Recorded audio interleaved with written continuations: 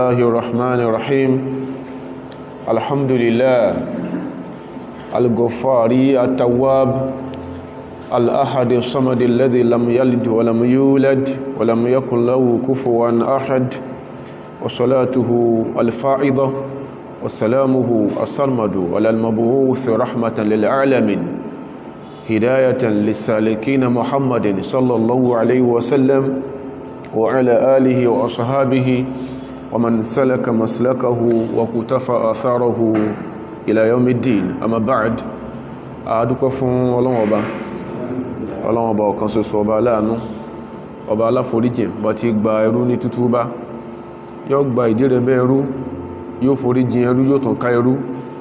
ọba àṣó nínú ọlá rẹ̀ ọba tí kò bí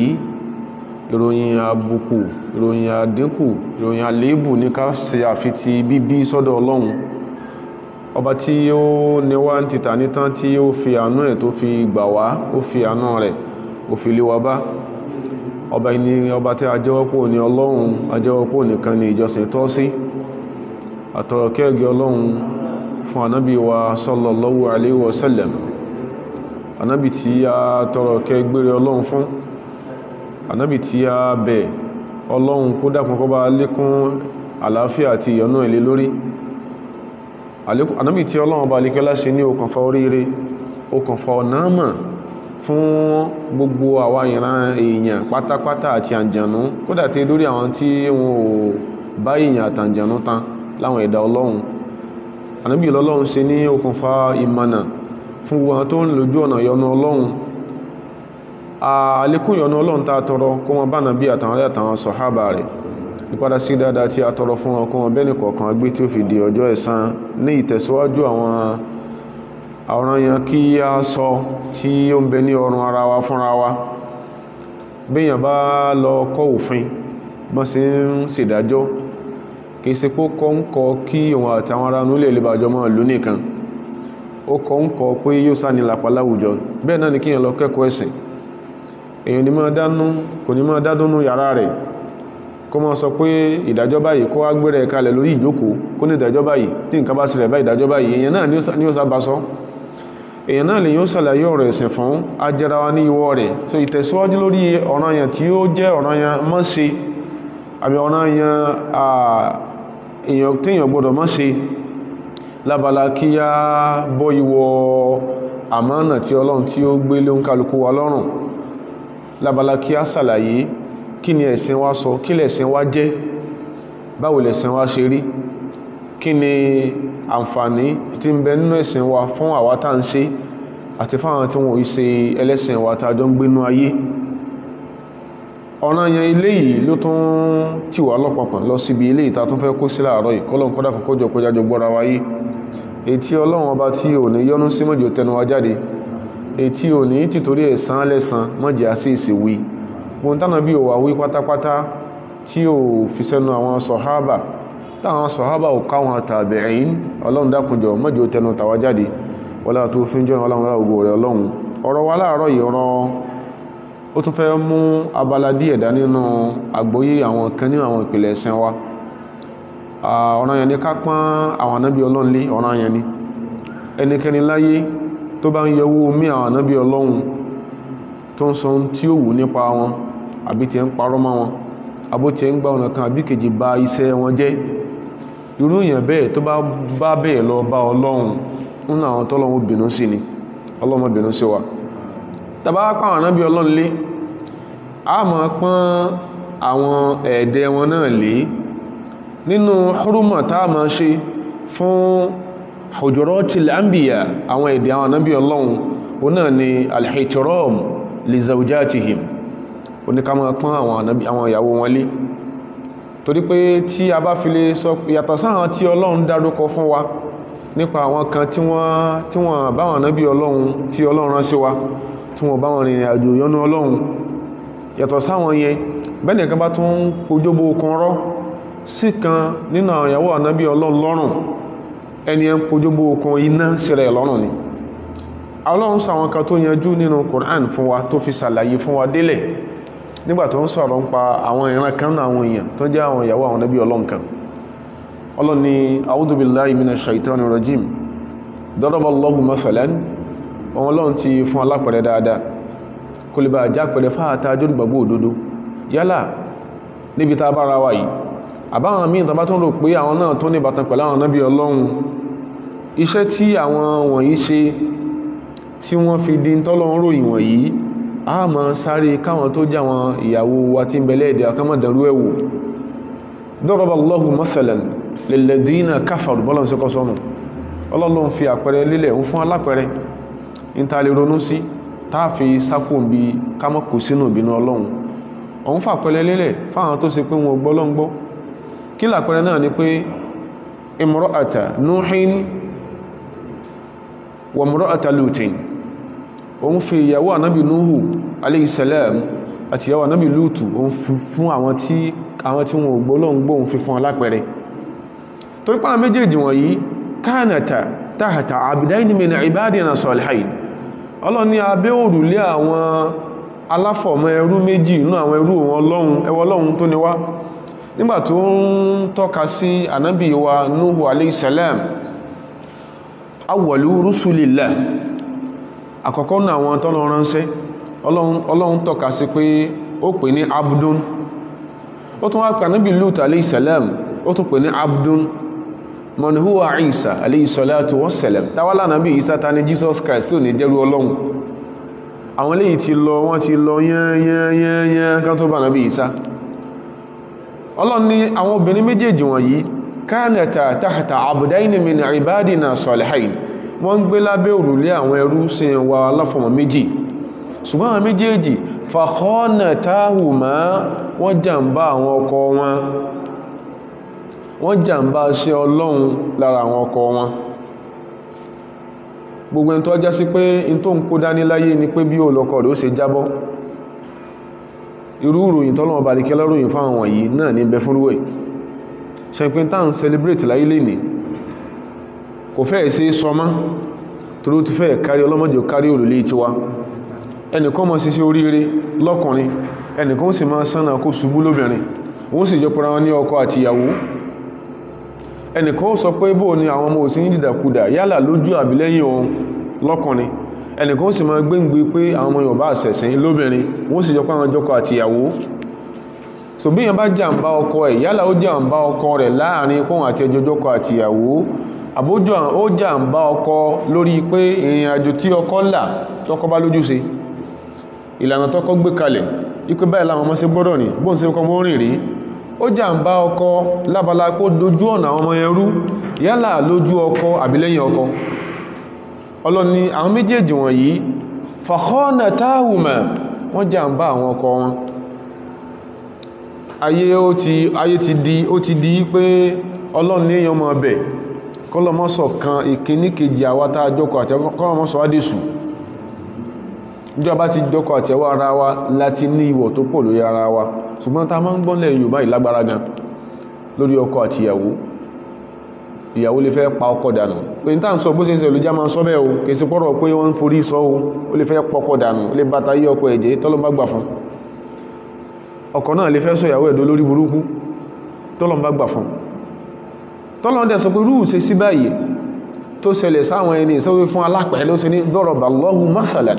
ẹ má jọ wọn o ìtumọ̀ nìyẹn àwọn méjèèjì lóbìnrin wọ̀nyí fakhanatahuma wọ́n jàǹbá àwọn ọkọ wọn ọlọ́ni walam yughniya anhuma minallahi shay'an nǹkan kò láwọn lọ́wọ́ ọlọ́run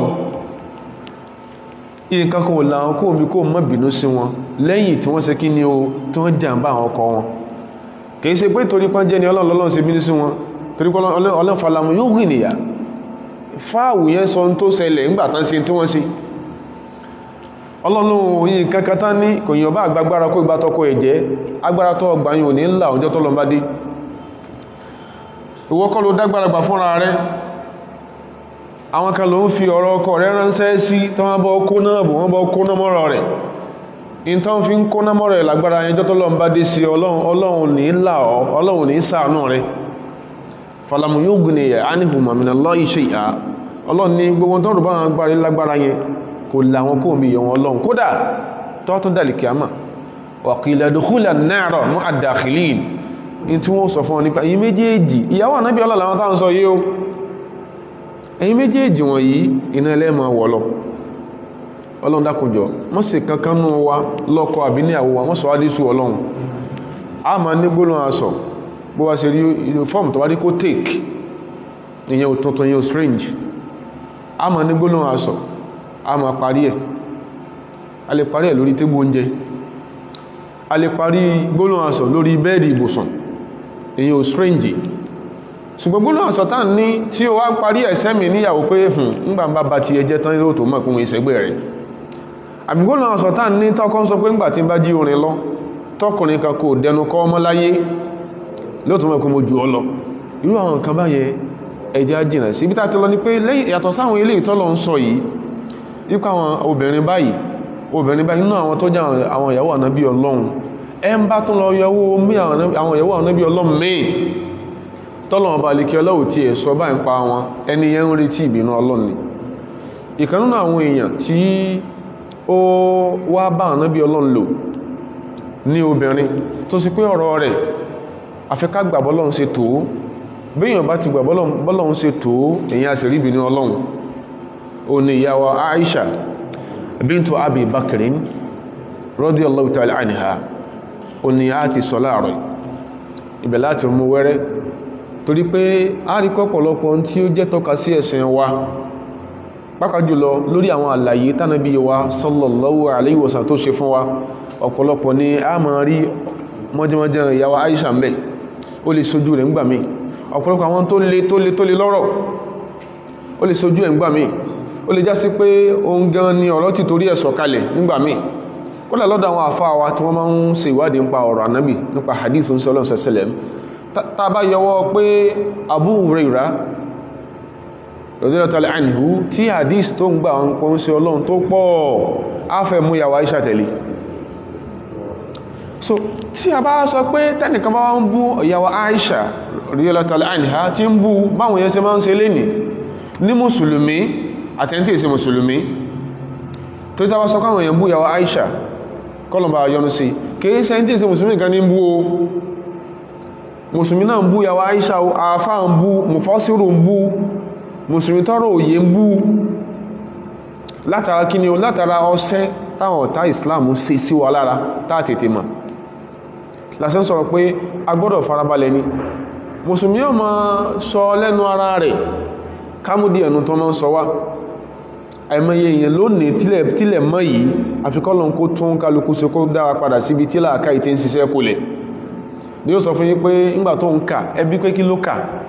ó kàwé kan ìwé ìbú kan kúẹ́kúẹ́ àwọn akọ̀ ọbẹ̀ pé ànábì wa sallallahu alaihi wasallam ó fẹ́ ya wa Aisha ní ọmọ ọdún 9 ní mùsùlùmí fẹ́ ya wèrè sí ó in tó kà náà nù ẹ wá bí pé in tó kà yìí sínú gbogbo inú ìtàn láyé pátápátá ànábì nìkan ló fẹ́ obìnrin at that age gbogbo ìtàn ayé pátápátá sánàbí wa nìkan ló fẹ́ obìnrin at that age inú ìtàn àwọn ànábì Ọlọ́run ẹni ẹ̀kejì ní pé láwùjọ tánàbí wá wà tó ti dìde àsànábì Ọlọ́run yẹn láwùjọ tó dìde hun bayna ash-Shami wal Hijaz láwùjọ yẹn tó jẹ́ àwùjọ ànábì Ọlọ́run Aisha nìkan ni obìnrin lọ́jọ́ orí yẹn tó lọ lé ọkọ rí lákọ̀ọ́kọ́ tẹ́lùmí ò lọ lé ọkọ lọ́jọ́ orí yẹn yàtọ̀ sí Aisha kọlọmbà yọnu sí ẹlẹ́ẹ̀kẹta wá ní pé àwọn tí wọ́n já àwọn tí wọ́n gbọ́ lọ́n gbọ́ gan lásìkò ànábì wa sallallahu alaihi wasallam ní Mákà ní o àbí Mádínà tí Aisha ti ṣe ìyàwó nílé ó ṣe Ọlọ́run sallallahu alaihi wasallam àwọn tí ó já tó já àwọn tí ó gbọ́ lọ́n gbọ́ hatta al-yahud bil Madina èwo ni ó kànú òwe bọ́yá ìbò náà kọ fún orí àbúlò kàntí ẹ̀rí tí ń sọ pá nàbí ṣe tí ọ̀dá tó rí pé ó fáìṣà lọ́mọdún 9 ìyẹn kọ́ nọ́mbà nàbí ìfà tó rí pé kìí so ní ọkọ̀ sí rí ẹ̀lá kọ̀ọ̀kọ́ ó ní òjẹ́ ó jẹ́ sí pé ìyẹn ò jẹ́ object of mockery lọ́dọ̀ tí wọn ẹ̀kejì ni pé the prevailing cultural practice ní àwùjọ wọn táàtọ̀ fún wa ní sansis tó pọ̀ lásán sọ pé mùsùlùmí du àlìkíámà rẹ̀ ìntàrà ayé bá ń sọ ìntàrà ayé bá ń forí gbé kalẹ̀ pọ́ ẹkẹ́sìn ọ̀jẹ́ kọ́ ní ó jẹ́sìn lọ́dọ̀ Ọlọ́run ìtọ́lọ́run tó ní ẹ̀sìn bá gbé kalẹ̀ tó là kalẹ̀ ìtọ́lọ́run bá pronounce òní ó jẹ́sìn bẹ́yàn bá wò pé wọ́n sọ pé wọ́n wí pé wọ́n bú mi wọ́n yí wọ́n pẹ̀gàn mi tó wá gbé ìtọ́lọ́run bá lè kí lá gbé kalẹ̀ tó gbé lẹ̀ ẹni yóò kàn kábàámọ̀ ìrìn àjò pálọ pàdé Ọlọ́run ó kò ní pé mo ń lè Èkó mo ń padà wá sí mo ń padà bọ́ Àbàdàn èyàn lọ rámirámi nìyẹn kọ́lọ̀n kó ṣàánú wa ìyàwó Aisha yìí gẹ́bà sí ń sọ kọ́lọ̀n bá yọ́nú sí wọn kìí ṣe pé àkọ́ta òkìtì ọbọ pé wọ́n fẹ́ obìnrin lọ́jọ́ orí yẹn àbí tó tún súnmọ́ tàbí tó jùlọ tíntìní láwùjọ bí tánàbí ti dìde yẹn òkè Aisha kan number 1 radiyallahu anha kọ́lọ̀n bá yọ́nú sí ṣe bí inú ìtàn ló ń kálukú wa mọ́ ń kà ìyá Maryam alayha salam Ọlọ́run yọ́nú sí ìyá wa yìí ọjọ́ orí tí Ọlọ́run pàṣẹ pé Ànábì Ìsá Jesus Christ ó wáyé ìyá Maryam was 13 years old ọmọdún 13 ẹ́rí pé ọmọdún 13 láwùjọ tí wọ́n bí ìjọ tí nǹkan ò tí ìdàrú mọ́ lọ́wọ́ láwùjọ ilẹ̀ Yorùbá à ní ti lọlé ọkọ lábala kí ni o àṣàwò sí kí ni o kò bá rẹ́ àṣà àwọn yẹn bá rẹ́ àṣàwọn yẹn ó bá rẹ́ lẹ́kọ́ sí pé kìí ṣe pé ọmọbìnrin nìkan tọ́jọ́ ọmọdún 13 ó nìkan kọ́ ni Maryam tó ń gbé Damascus Ọlọ́run single òun out fún oore Ọlọ́run single Maryam out for eternal success for eternal honor Ọlọ́run dìdí ó dá ṣe láàánú ó fi gbàdúrà àwọn òbí ẹ̀ torí pé jọ tí ó dé tí wọ́n rọmọ lọ́wọ́ rẹ̀ láàfimọ̀ kéèkéé sóò nìkan lọ́jọ́ orí lóbìnrin ní Damascus àwọn èèyàn bí lè pẹ́ níbo ni Maryam ti gbé ọmọ wá eléyìí tí Maryam mọ́ gbé dání omi ìlàbàgára mọ́kánà àbúkì ìmúra àsáwọ́in àwọn ọmọ bàbá rẹ̀ léèyàn bú wà mọ́kánà ummuki baghiya ìyá rẹ̀ sí ìsásẹ́wó context yẹn jẹ́ yíya pé in tí Maryam gbé wá at that age tó gbọ́mọ wá ó strange sí àwọn ará Damascus nípa pé obìnrin pọ̀ lásìkò yẹn irú ibi tó ń gbé àti bọ́n ṣe tọ́jú rẹ̀ kọ̀ẹ́ kó sọpọ̀ náà wọ́n rọmọ lọ́wọ́ nígbàtí ìsásẹ́wó lásìkò yẹn lọ́jọ́ orí yẹn tẹ́tìrì èyí tí ibi tá ti sọ lọ ní pé mùsùlùmí gbọ́dọ̀ ṣọ́ra wa gan gbogbo tó máa ń pa mábíyá ní ìwé tó ń ka níwé ilé ìbò àbáwọn kàmí náà tó ń pa mábíyá tó ń gbé sí orí rẹ̀ tó ìjáyé omo okọ̀ ẹ̀ ní tíra náà tán kan lárúbáwá ẹjẹ́já sọ́ọ̀ta bóyá àwọn tó yẹ bá tó yé jù wá lọ wó jò ya pé ń tẹ́ ń káwọn o ń tí yẹn lè kàwọ́ jà náà ní o tí yóò bá sọ́ra bóyá wọ́n sọ fún yàn gẹ́bí ìrírí tí wọ́n àti ìsáájú ẹni tí wọ́n nínú ìrìn àjò ẹ̀kọ́ àti mà tó kọ́ gọ̀rọ̀ nǹkan láwọn ti kọ́ kalẹ̀ ní ọ̀bá fẹ́ máa bú ya rẹ̀ yóò rí bí tán kọ́ sí lórí Google ìyá tó nù fẹ́ máa bú yóò rí bí tán kọ́ yóò ìbú tó máa bú yẹ ìsù lórí Google Islam àwa mùsùlùmí láyé problem kan bẹ tí à ń suffer from táà tètè mà tí ọ̀pọ̀lọpọ̀ yìí sì sábà mà ó náà ni pé wọ́n ti distort ọ̀pọ̀lọpọ̀ nǹkan ẹ̀sìn fún wa kìí ṣe pé Islam ni o complete lẹ́sìn Islam dádúró ṣùgbọ́n àwọn asókùn sí ẹ̀sìn kan táwọn ní foresight jù wá lọ wọ́n ti mọ̀ pé tó bá dẹ̀sùkú báyìí kí ní kọfíṣẹ́ wọ́n ti lé àwọn májèlé wọ́n ti lé sórí àwọn ẹ̀kọ́ Islam yẹn wọ́n ti lé ilẹ̀ lẹ́kìkan nínú àwọn àfáà sọ fún wa pé Sheikh Abdullah Al-Bassam nínú tírà àwọn tán pè ní Tawdihu al-Ahkam tó fi ṣẹ́rí fún Bulughul Maram wọ́n ni law quddima hadha ad-din wa tashri'atuhu ta ẹ pé Islam wà yìí ta bá rí present fáwọn èèyàn law quddima hadha ad-din wa tashri'atuhu asamiya ila nas kama hiya ta ẹ pé bí Islam ṣe rí àti bí àwọn nǹkan tó jẹ́ òfin ìlànà bó ṣe rí nínú Islam lárí present fara ayé gẹ́ bó ṣe wà ba'idatan táwọn nǹkan wọ̀nyẹn jìnà sí an iftirayati al-mustashrikin tí ó sí irọ́ táwọn mustashrik orientalist tó máa ń pa tí ó sí ń bẹ̀ wa khurafati al-mutanatti'in tí ó dẹ̀ sí àwọn heretical beliefs, àwọn àṣìsọ àwọ́bótó ìkọjá àlà lọ́dọ̀ àwọn tí máa ń kọjá àlà nínú wa tó ní òkun ẹwọ problem méjì. Twin problem Islam suffer from. Iftirayatu al-mustashriqin, orientalism wọ́n ṣe tí wọn àwọn ló kórí igbó pọ̀pọ̀lọpọ̀ mùsùlùmí láyé. Inú àwọn personalities na ma attack ní ti yàwá Aisha ìwá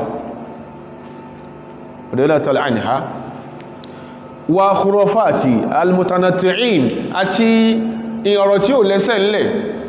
lẹ́sẹ̀ ńlẹ̀ táwọn kan náà máa ń sọ nínú wa tí Islam bá jìnà sí gbogbo ẹ̀ pátápátá. Afá ní la akhadha bihi kullu musifin, gbogbo ẹn torí ẹ̀ bá pé tí láàká ẹ̀ bá sẹ́tù Islam ní ọba mọ́ sí lẹ́sìn. Gbogbo ẹn tó lọ bá ṣàánú tó fi ọpọlọ tó pé ṣàánú tí wọ́n bá present Islam fún tí ò sí ìdàrúdàpọ̀ àkàdìbò àwọn irọ́ àdáwọn táwọn tó jẹ́ àwọn mustashirikun tó máa ń tí ìbọnú ẹ̀sìn. Il-mustashirikun qad adkhalu akadhiba jamma fi kutubi tafasir, àwọn tó jẹ́ àwọn orientalist wọ́n ti ti ọ̀pọ̀lọpọ̀ ọ̀rọ̀ tó pọ̀, wọ́n ti bọ kutubi tafasir, wọ́n ti bọnú tíra tafsir, wọ́n ti bọnú tíra hadisi, wọ́n ti bọnú tíra al-fiqh al-islami. Ọlọ́run ló ń fi àwọn àfáà ló ń fi ń ṣàánú àwọn mùsùlùmí láyé. àìmọye kọ́pìsì Quran táwọn àwọn kan nínú wọn tó ń sọ pé àwọn píríntì, wọ́n lè pè mí ní al-Qur'anul Hadari, the contemporary Quran,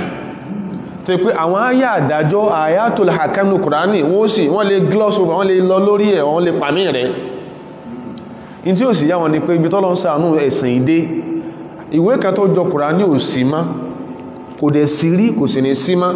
Tán bá píríntì Quran tán lẹ́yìn kí yàmọ̀ tọ́ bí ò tán ti ń píríntì ẹ̀yẹn tán gbé sórí slate tó ti ready fún production, àwọn tí wọ́n há Quran sórí wọ́n à ní kan play ẹ̀ káwọn máa gbọ́ ìtọ́lọ̀ fi sànú wánu. Táwọn ti ń kàtà pé wọ́n tí machine bá ti omit kan wọ́n kò sí mẹ́. Ọlọ́run ṣàánú Islam ẹ̀pọ̀ tí ìbá ṣe yùn, tí ìbá ṣe yẹn kèfèrí mà ti dààmú gan lórí Kùránì àti mùsùlùmí, wọ́n ti dààmú bàjẹ́. Táwọn ti print ẹ̀ jáde báyìí ẹ̀dẹ̀ play ẹ̀, àwọn hufab tọ́lọ́ tó fi kẹ́ẹ̀sì yìí wọ́n ti mọ̀. Kódà bí ìbá tọ́bà díìsì lójú lónìí tó tọ́bọ̀ lójú, àwọn kan tó pé in táwọn wáyé wá ṣe ni pé gbogbo àdíìsì ó ń ṣe Ọlọ́run àtàrí wọn ìlọ́wà. Bẹ́ẹ̀ bá tọ́bà díìsì lójú lónìí tó rò bọ́yá òun ti succeed. Ìyẹn ló máa ń jẹ́ kí àwọn orientalist ó máa wà weekend nígbà míì, wọ́n ti perfect iṣẹ́ ìṣù wọn, wọ́n ti perfect ẹ̀ kalẹ̀, wọ́n ti kún mọ́jèlé ní àtíkè fún mùsùlùmí káàkà gbé kalẹ̀ kó ń kálukú máa gbé rẹ́ra. Láwọn àfábà dìde pé ní tán sọ orí bẹ́ẹ̀ o, inú ó tún bí wọ́n. Ọlọ́run ló ń fa àwọn àfáà kẹwàá o, gbogbo àwọn àfáà pátápátá tán ti lórí ilé ayé lọ, tán ti lọ bọ́lọ́ Ọlọ́run gbà wọn lábọ̀. Àwọn tó ń ṣiṣẹ́ ẹ̀sìn tó ṣẹ́kù láyé, má fà rẹ̀ ẹ̀sẹ̀ wọn Ọlọ́run, má dálé wọn rú Ọlọ́run, má ṣàánà lọ máa lè fún wọn Ọlọ́run, wọ́n lánà ọlọ́gbọ̀rẹ̀ Ọlọ́run lágbára rẹ̀ Ọlọ́run. Ibi tá ni pé bó ṣe yí pé bẹ́sìn ṣe rí tí ò sí irú àwọn asókùn sẹ́sìn yìí ń bẹ, tí ò sí àwọn bótó mùsùlùmí, àwọn bótó ìtọ́lọ ń ṣe lẹ́tọ̀ á ṣe léwọ̀, àwọn bótó ní kéèyàn lanu gbàgà kó mọ́ bú àwọn àfẹ́sìn. Àwọn bótó ní iṣẹ́ tọ́lọ ọ̀ràn yàn ní iṣẹ́ tàbà sí ìràn yàn lẹ́ Yorùbá òun àti àníjọ márìn, tí ò sáwọ́ bótó ń bẹ, tí ò sí àyè rọ àwọn asókùn sẹ́sìn ń bẹ. Ẹ̀sìn yìí, Islam yìí, la akhadha bihi kullu musifin, gbẹ́ntọ́lọ ń fún làákàí tó pé ẹ̀sìn ni ọba sí. Àti ráwọn kan nílùú tí wá ń bí tán bí ẹlẹ́rìí pé inú ìwádìí wọn tán ṣe rí nípa àwọn ìsìn láyé, ìwò gan tí ẹ̀ lọ́dọ̀ wọn,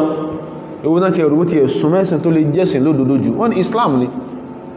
Wọ́n ní but we've gone too far in terms of àwọn àpé Islam lẹ́ but we've gone too far, àwọn ti rìn jìnà gan-an.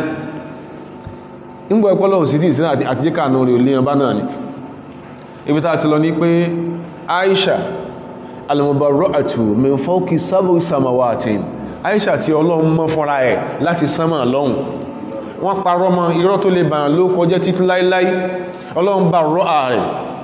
Ọlọ́run sì fọ́mọ́. bóyá pé Aisha bá ṣe ìsìnà lódodo mọ́ sí ń pariwo kí jọ náà lọ́nà Allah sọ àyà kalẹ̀ torí jọ́ta nàbí wa mọ́ Abdullahi ibn Maktum lójú tàbí bá wọn àwọn ọ̀tọ̀kùlú àwọn Kùrẹ́ṣì sọ̀rọ̀ abúlẹ̀ òkùnkú lójú kò rí na kọ̀wọ̀n ká níbi ṣe nǹkan báyìí fún kí lọ́lọ́run ṣe Ọlọ́run sáyà kalẹ̀ abasa wa tawalla an ja'ahul a'ma ẹwọ Kùránì báyẹ̀ pàdánà bí lọ́kọ̀ Kùránì gẹ́bọ́ ṣe ń sọ fún ọ dàárọ̀ yìí bí ṣe ń kàwé náà nù okay, that Quran was written by that Muhammad lójú tí ẹ̀ bójá bí lọ́kọ̀ Kùránì váàsì yẹ kò ní sí ń bẹ bẹ́yàn bá ń kọ̀tàn ara rẹ̀ èèyàn tí ń kọ̀tàn ara ẹjọ́ tó fún ya rẹ̀ ń fọ̀ tí kò ní kọ́mọ́tàn rẹ̀ yóò yọ abalankú tó fẹ́ kẹrùn lónìí rí bójú ń sọ́lọ́n ló kọ Kùránì ibẹ̀ sí máa ń sọ abasa wa tawalla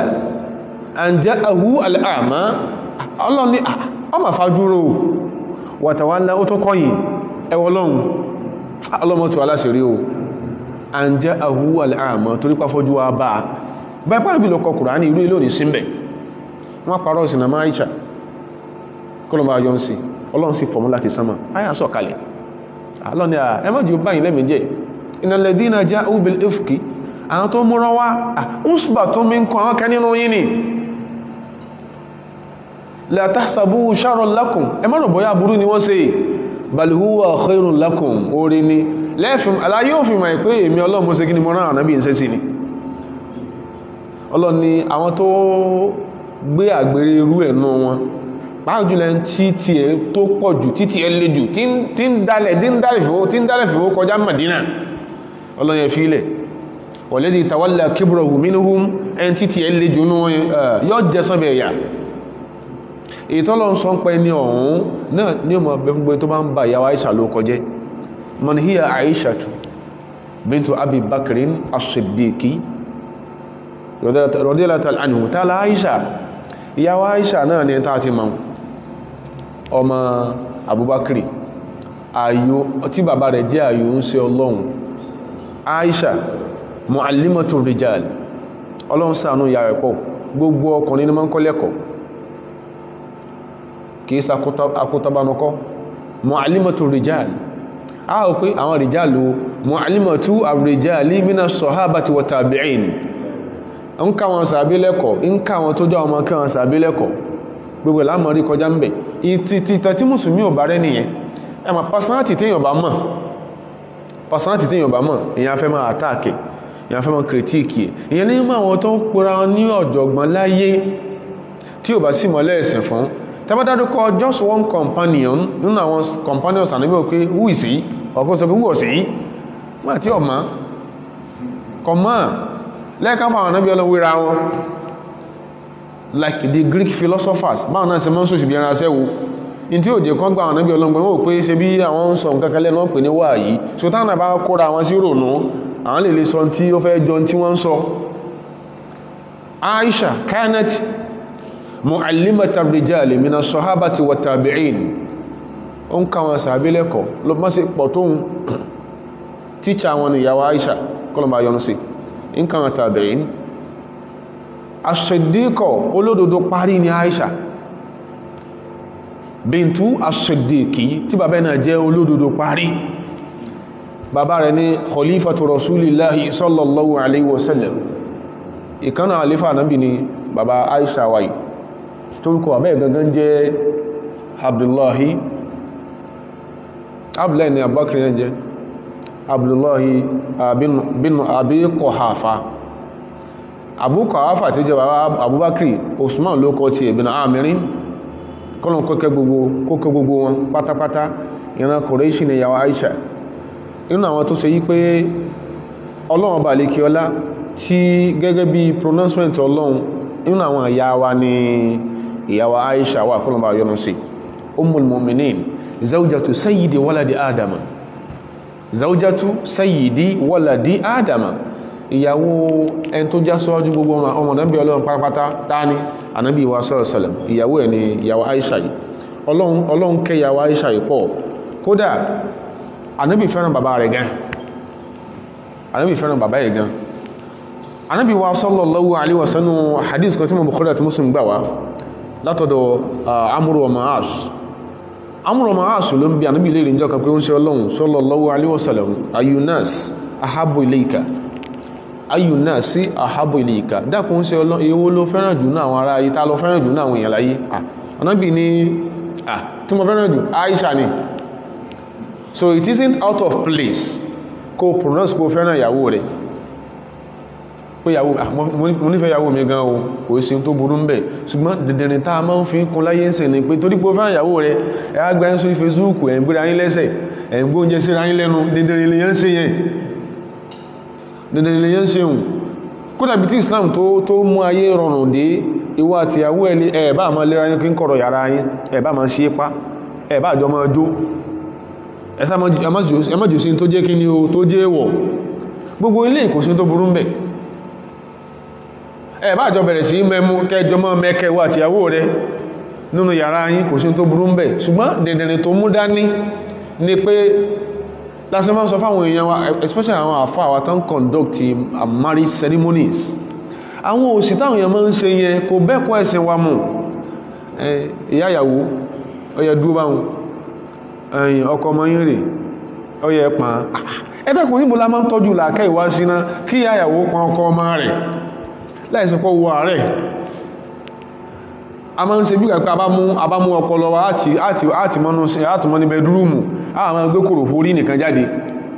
Àwọn tó bí ọ òṣèrú ilé ìrí o, irú àwọn kan báyẹn ni tí ó dáa. Bọ̀ kéèyàn express ìfẹ́ sí ìyàwó ẹ̀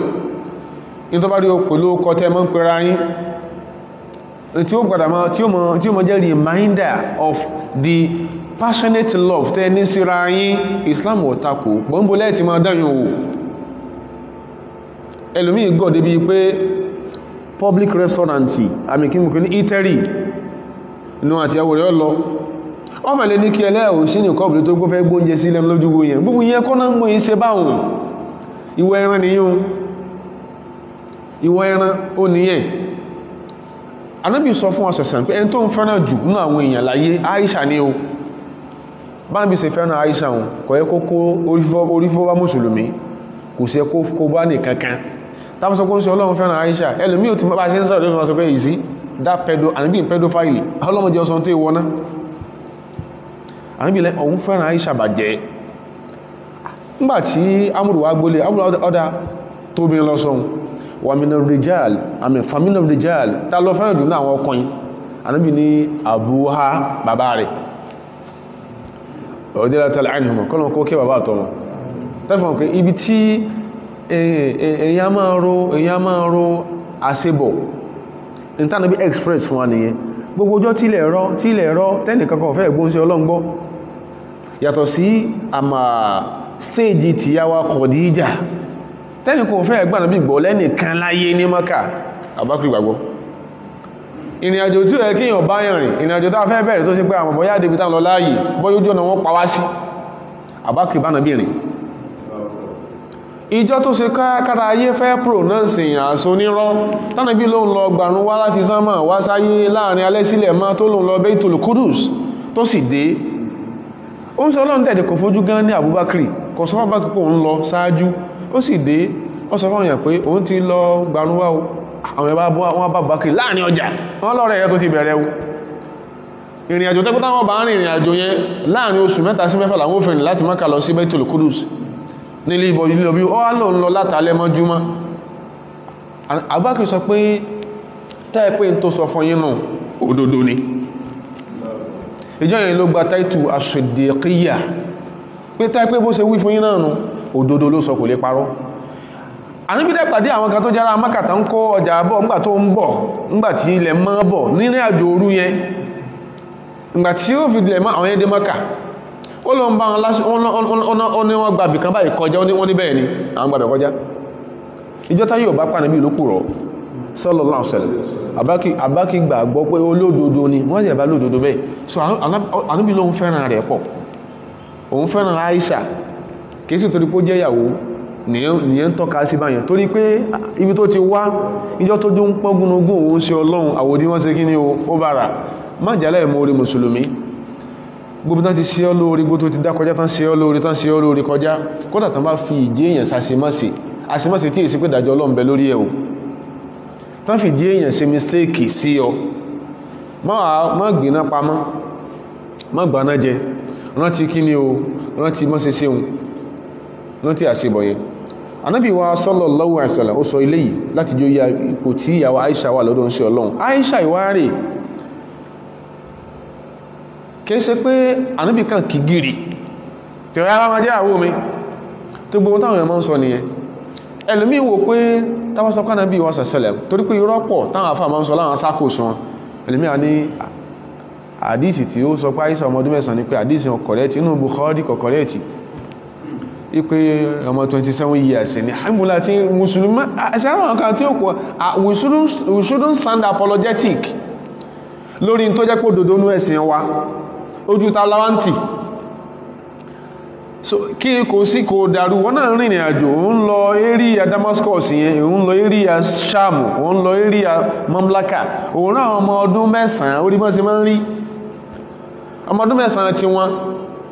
yóò dàbí ọmọ ọdún bí 19 wọ́n bí ní ọmọ ọdún mẹ́sàn-án tí wọ́n yóò dàbí ọmọ bí 19 wọ́n bí ní so wọ́n gbé environment yìí ò sí kí ní okò ọjọ́ra wọn kámọ́ ti torí pé bóòlá ṣe fẹ́ sọ bóòlá ní ò ṣe ẹka ṣe sọ Ànábì fẹ́yàwó Aisha àti ìjìnà ẹgbọ́ ẹmà should that be about blameworthy so ẹkí yíò mú àlébùdá ní ọ fẹ́ Aisha ní age 9 Mariama bí Isa ní age 13 ẹgbọ́ kí ló wá dàrú ṣe èyí ò fi mọ́ the prevailing cultural practice ní region wọn yẹn ìyóò fún mọ́ tí ó jẹ́ àṣà wọn tí ó ṣẹ́kù àṣà tí wọ́n ní ríjíọ̀nù wọn ṣe bí dàárọ̀ yìí nínú ayé lónìí àwọn kan sì ń bẹ lórí àṣà pé láwọn ìlú kan ní o wọ́n bẹ lórí àṣà pé aṣọ táwọ̀ àwọn ìwọ̀ orú ẹ̀ wọ́n sàn kan mara ní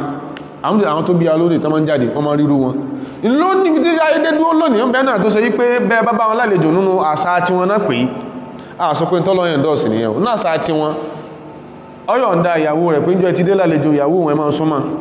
kìí ṣe pé à ń kànú tí àníkà ń ṣẹlẹ̀ lọ́wọ́ dàsìkò yìí so tẹ́lẹ̀ bá sì fẹ́ sí ìwádìí náà tó pẹ̀rẹ̀ ní anthropologist nínú wa tó pẹ̀rẹ̀ ní sociologist nínú wa àbúkù rẹ̀ ní ethnographer nínú wa gbogbo tí ó gbà bẹ́rù tí ó máa ọkọ tí ó máa appraise nìyẹn tó wá tí á dọ̀rọ̀ ẹ̀sán àwọn sí bí ẹni torí èyí tó wá dọ̀rọ̀ ẹ̀sìn especially tó wá tẹ̀ ti dọ̀rọ̀ Islam yìí Aisha radiyallahu anha bí ọba fánà bí wọ́n sàṣẹlẹ̀ ó ti lẹ́n tí kò bá fẹ́ ẹ̀pẹ́ tẹ́lù mi ò gbọ́rí ó rò bá anábì kan fi anábì leverage lórí closeness àti intimacy Abubakar fẹ́yàwó Aisha no bẹ́ẹ̀ kọ́ afáwa Ibn al-Jawzi alayhi rahmatullah nínú tí a tó pè ní Sifatu Safwa volume 2 al-juz'u thani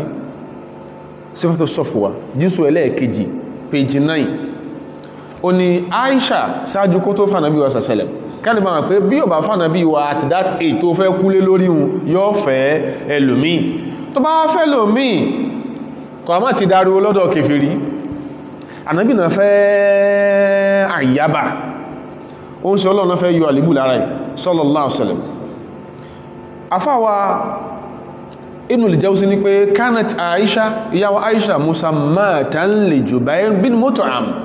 ẹn tí wọ́n ti ń sọ pé oní ọ̀fẹ́ ìjọkọ̀ ẹ̀ tẹ́lẹ̀tẹ́lẹ̀ ní Jubair ọmọ Mut'am Jubair ọmọ Mut'am ní ọ̀fẹ́ fẹ́ Aisha fa khatabaha Rasulullahi sallallahu alaihi wasallam Ànábì wa sọ̀rọ̀ pé àwọn ọ̀fẹ́ Aisha kí ló fà á inú hadith wọn Bukhari àti Muslim gbà wá ó ṣe Ọlọ́run ó sọ fún yàwó Aisha torí yàwó Aisha ló sọ ọ̀rọ̀ yìí Ànábì ní sallallahu alaihi wasallam Ànábì ní urituki fil manam thalatha marratin into bí fífẹ́ tánà bí Aisha ni Ànábì ní Aisha ẹ̀mẹ́ta ní wọ́n fi hàn mí lójú oorun lẹ́yìn tí yàwó Khadija ṣaláìsí urituki fil manam thalatha layalin ẹ̀mẹ́ta consecutively ọjọ́ mẹ́ta léra wọn náà ń gbàwò náà rẹ wá bá mi lójú oorun bóòna sí gbé wá ó ṣe ọlọ́ni tó ń rí lójú orin ẹni pé jẹ́ àbíkìl malaku màláíkà kan ló mú ọdá níwá fi khirqatin min haririn wọ́n fi aṣọ kan cover ojú rẹ̀ tó jẹ́ aṣọ àríìrí fayaqul màláíkà wọ́n sọ fún ànábì pé hadhihi imra'atuka ọmọbìnrin tí mo mú dání ìyàwó rẹ̀ ni fa akshifu an wajhiki each time tó bá ti mú ọ wá tán sọ pé ìyàwó mi rẹ̀ tí bá ti sí aṣọ yẹn lójú rẹ̀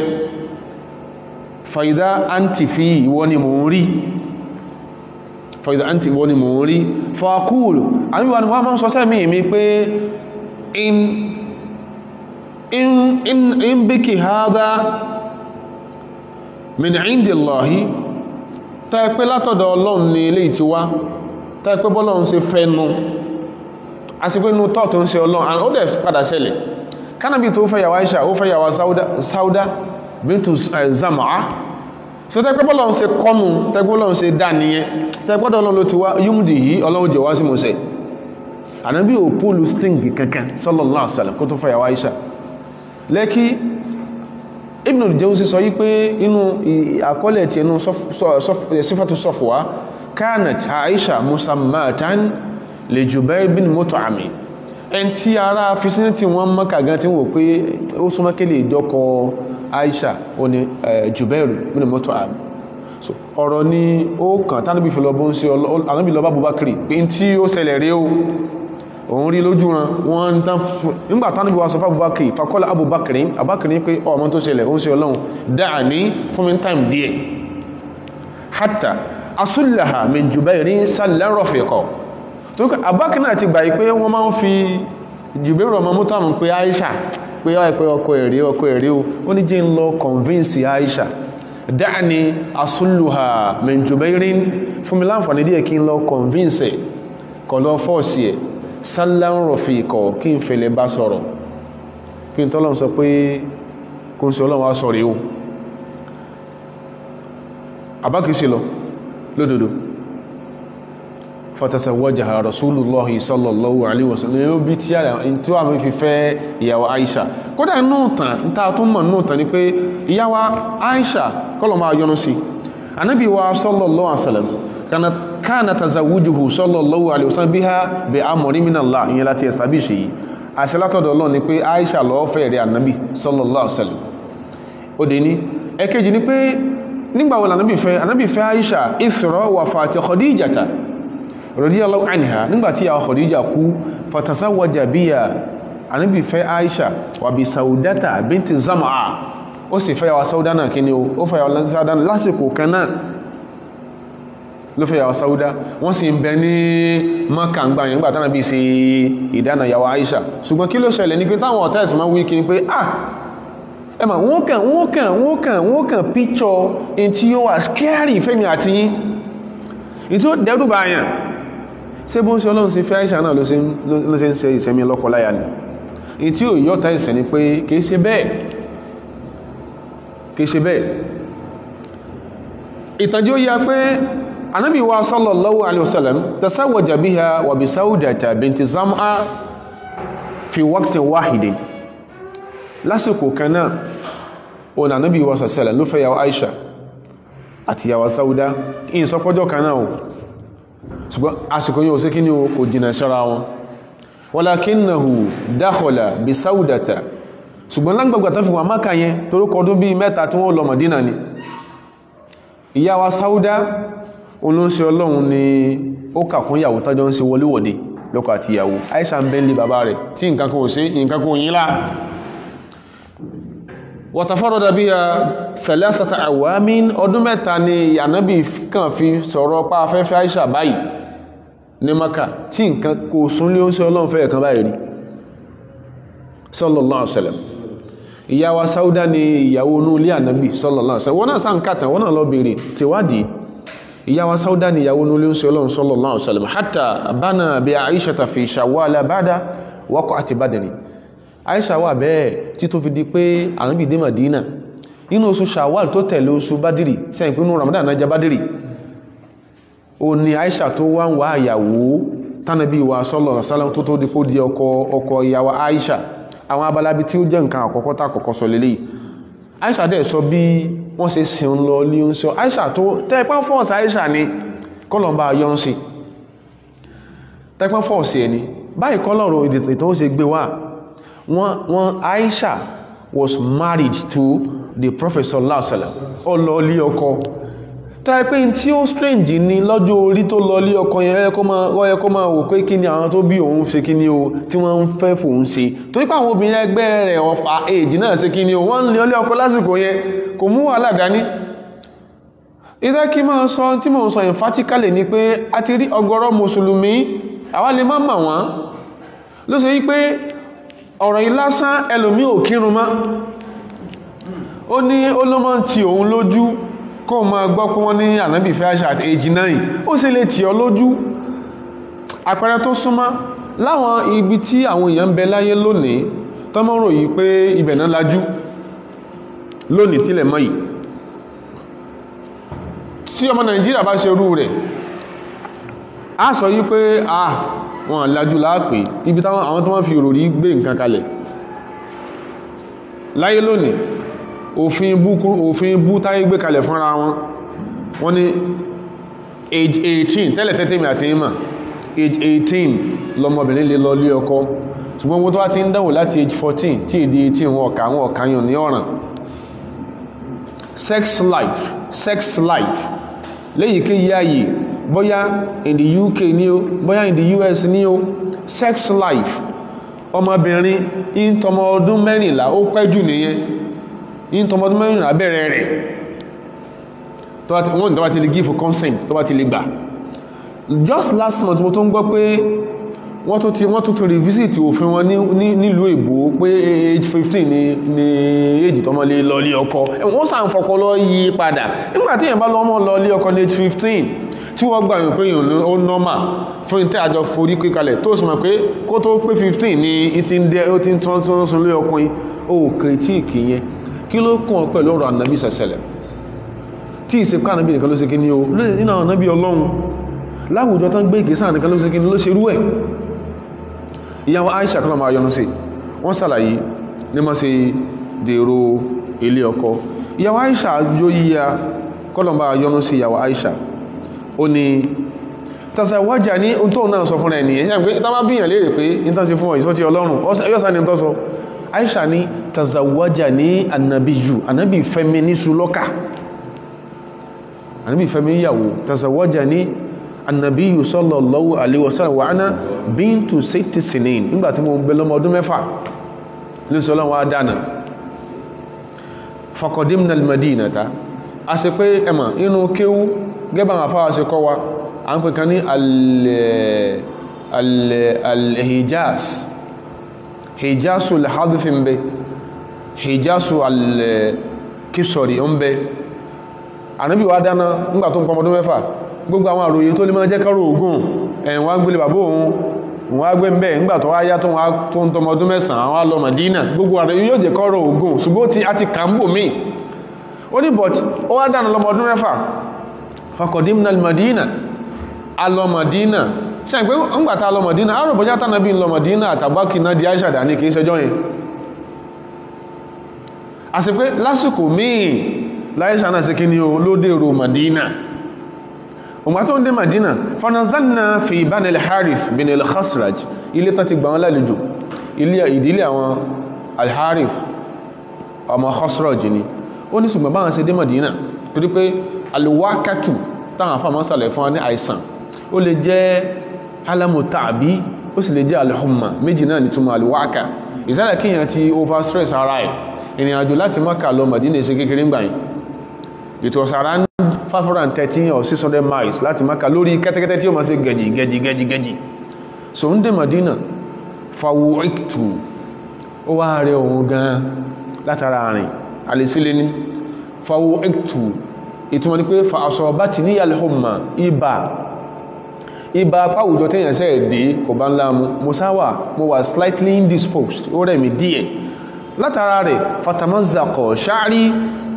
àwọn díẹ̀díẹ̀ nú òun ṣe kí ni ó ń já kódà arò òun pale látara kí ni ó stress ó sàsọ bó ṣe dé Madina fún àtàtì ní Ummu Ruman mọ̀mọ́ òun wá tẹ́ẹ̀pẹ́ fọ́ ṣáṣà lọ lé ọkọ bí wọ́n ṣe máa ń sọ sẹ́mọ̀ inú mọ̀mọ́ ẹgbẹ́ náà wà dùn sí ó ní màmá òun wá ibi tó ń dúró sí màmá òun náà wá Ummu Roman wá ní lafi urjuhatin òun bẹ níbi àwọn àga kan báyìí tá a so lókùn bí àga tá a máa ń tì báyìí wọ́n so lókùn kéèyàn ara sùn bẹ́ẹ̀ ẹ so lókùn mọ́ póòlù kan ẹ so lókùn póòlù míì kéèyàn wá sùn bẹ́ẹ̀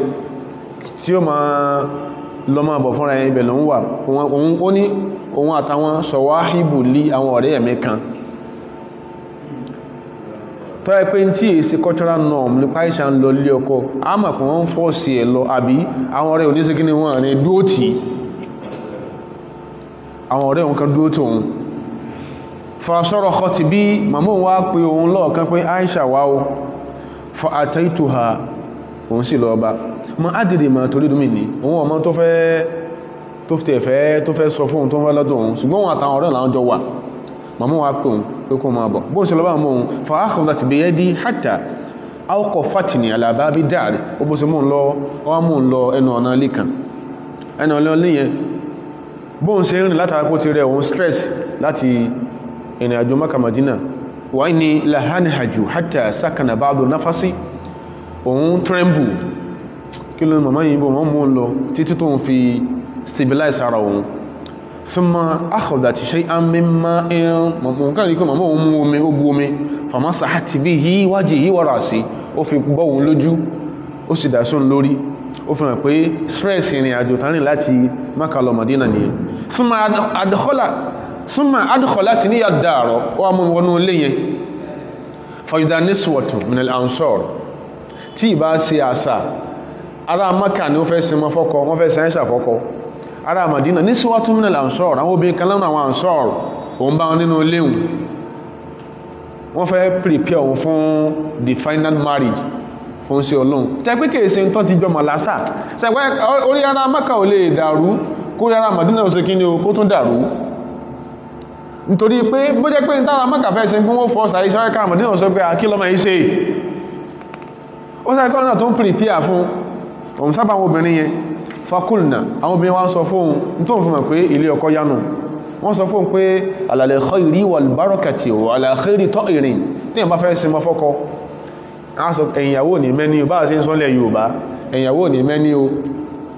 ìyàwó bímọ ọkùnrin ìyàwó bímọ obìnrin o wọ́n sọ bẹ́ẹ̀ fún pé ala al-khayri wal baraka wa ala khayri ta'irin Aisha oore ni ó mú dání o àlìbáríkà ní òmòdá ní o wà lá khayri ta'irin ẹsẹ̀ rí ọ́dá bí tán lọ́wọ́ pronunciation Aisha ń lọ lé ọkọ̀ nù kọlọ̀bá yọnu sí fa aslamati ilayhinna màmá wọn wá fún fáwọn màmá yẹn àwọn obìnrin Madina yẹn màmá wọn fáwọn ilé lọ́wọ́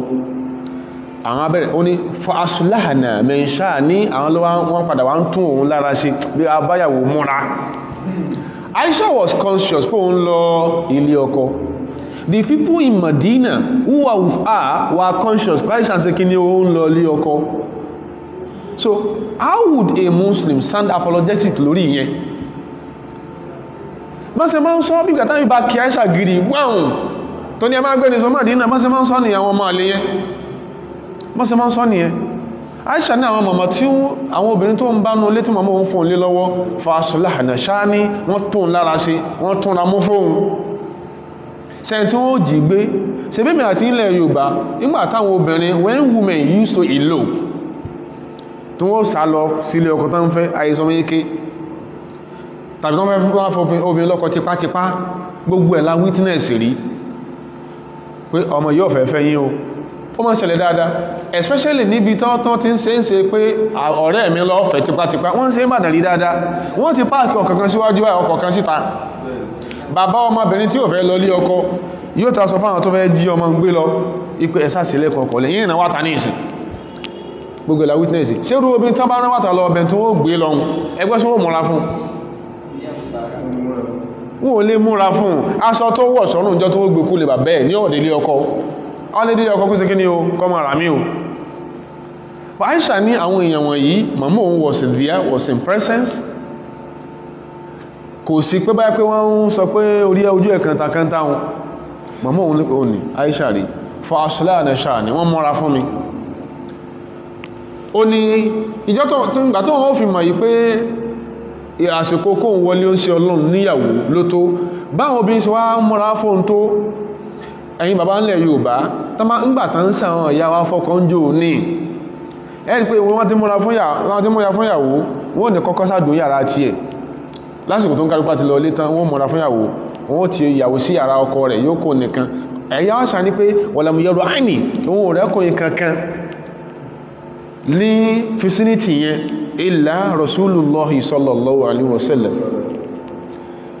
duhan láàárọ̀ ọjọ́ tí wọ́n múra fún ìtàwọn ẹni tó ń bá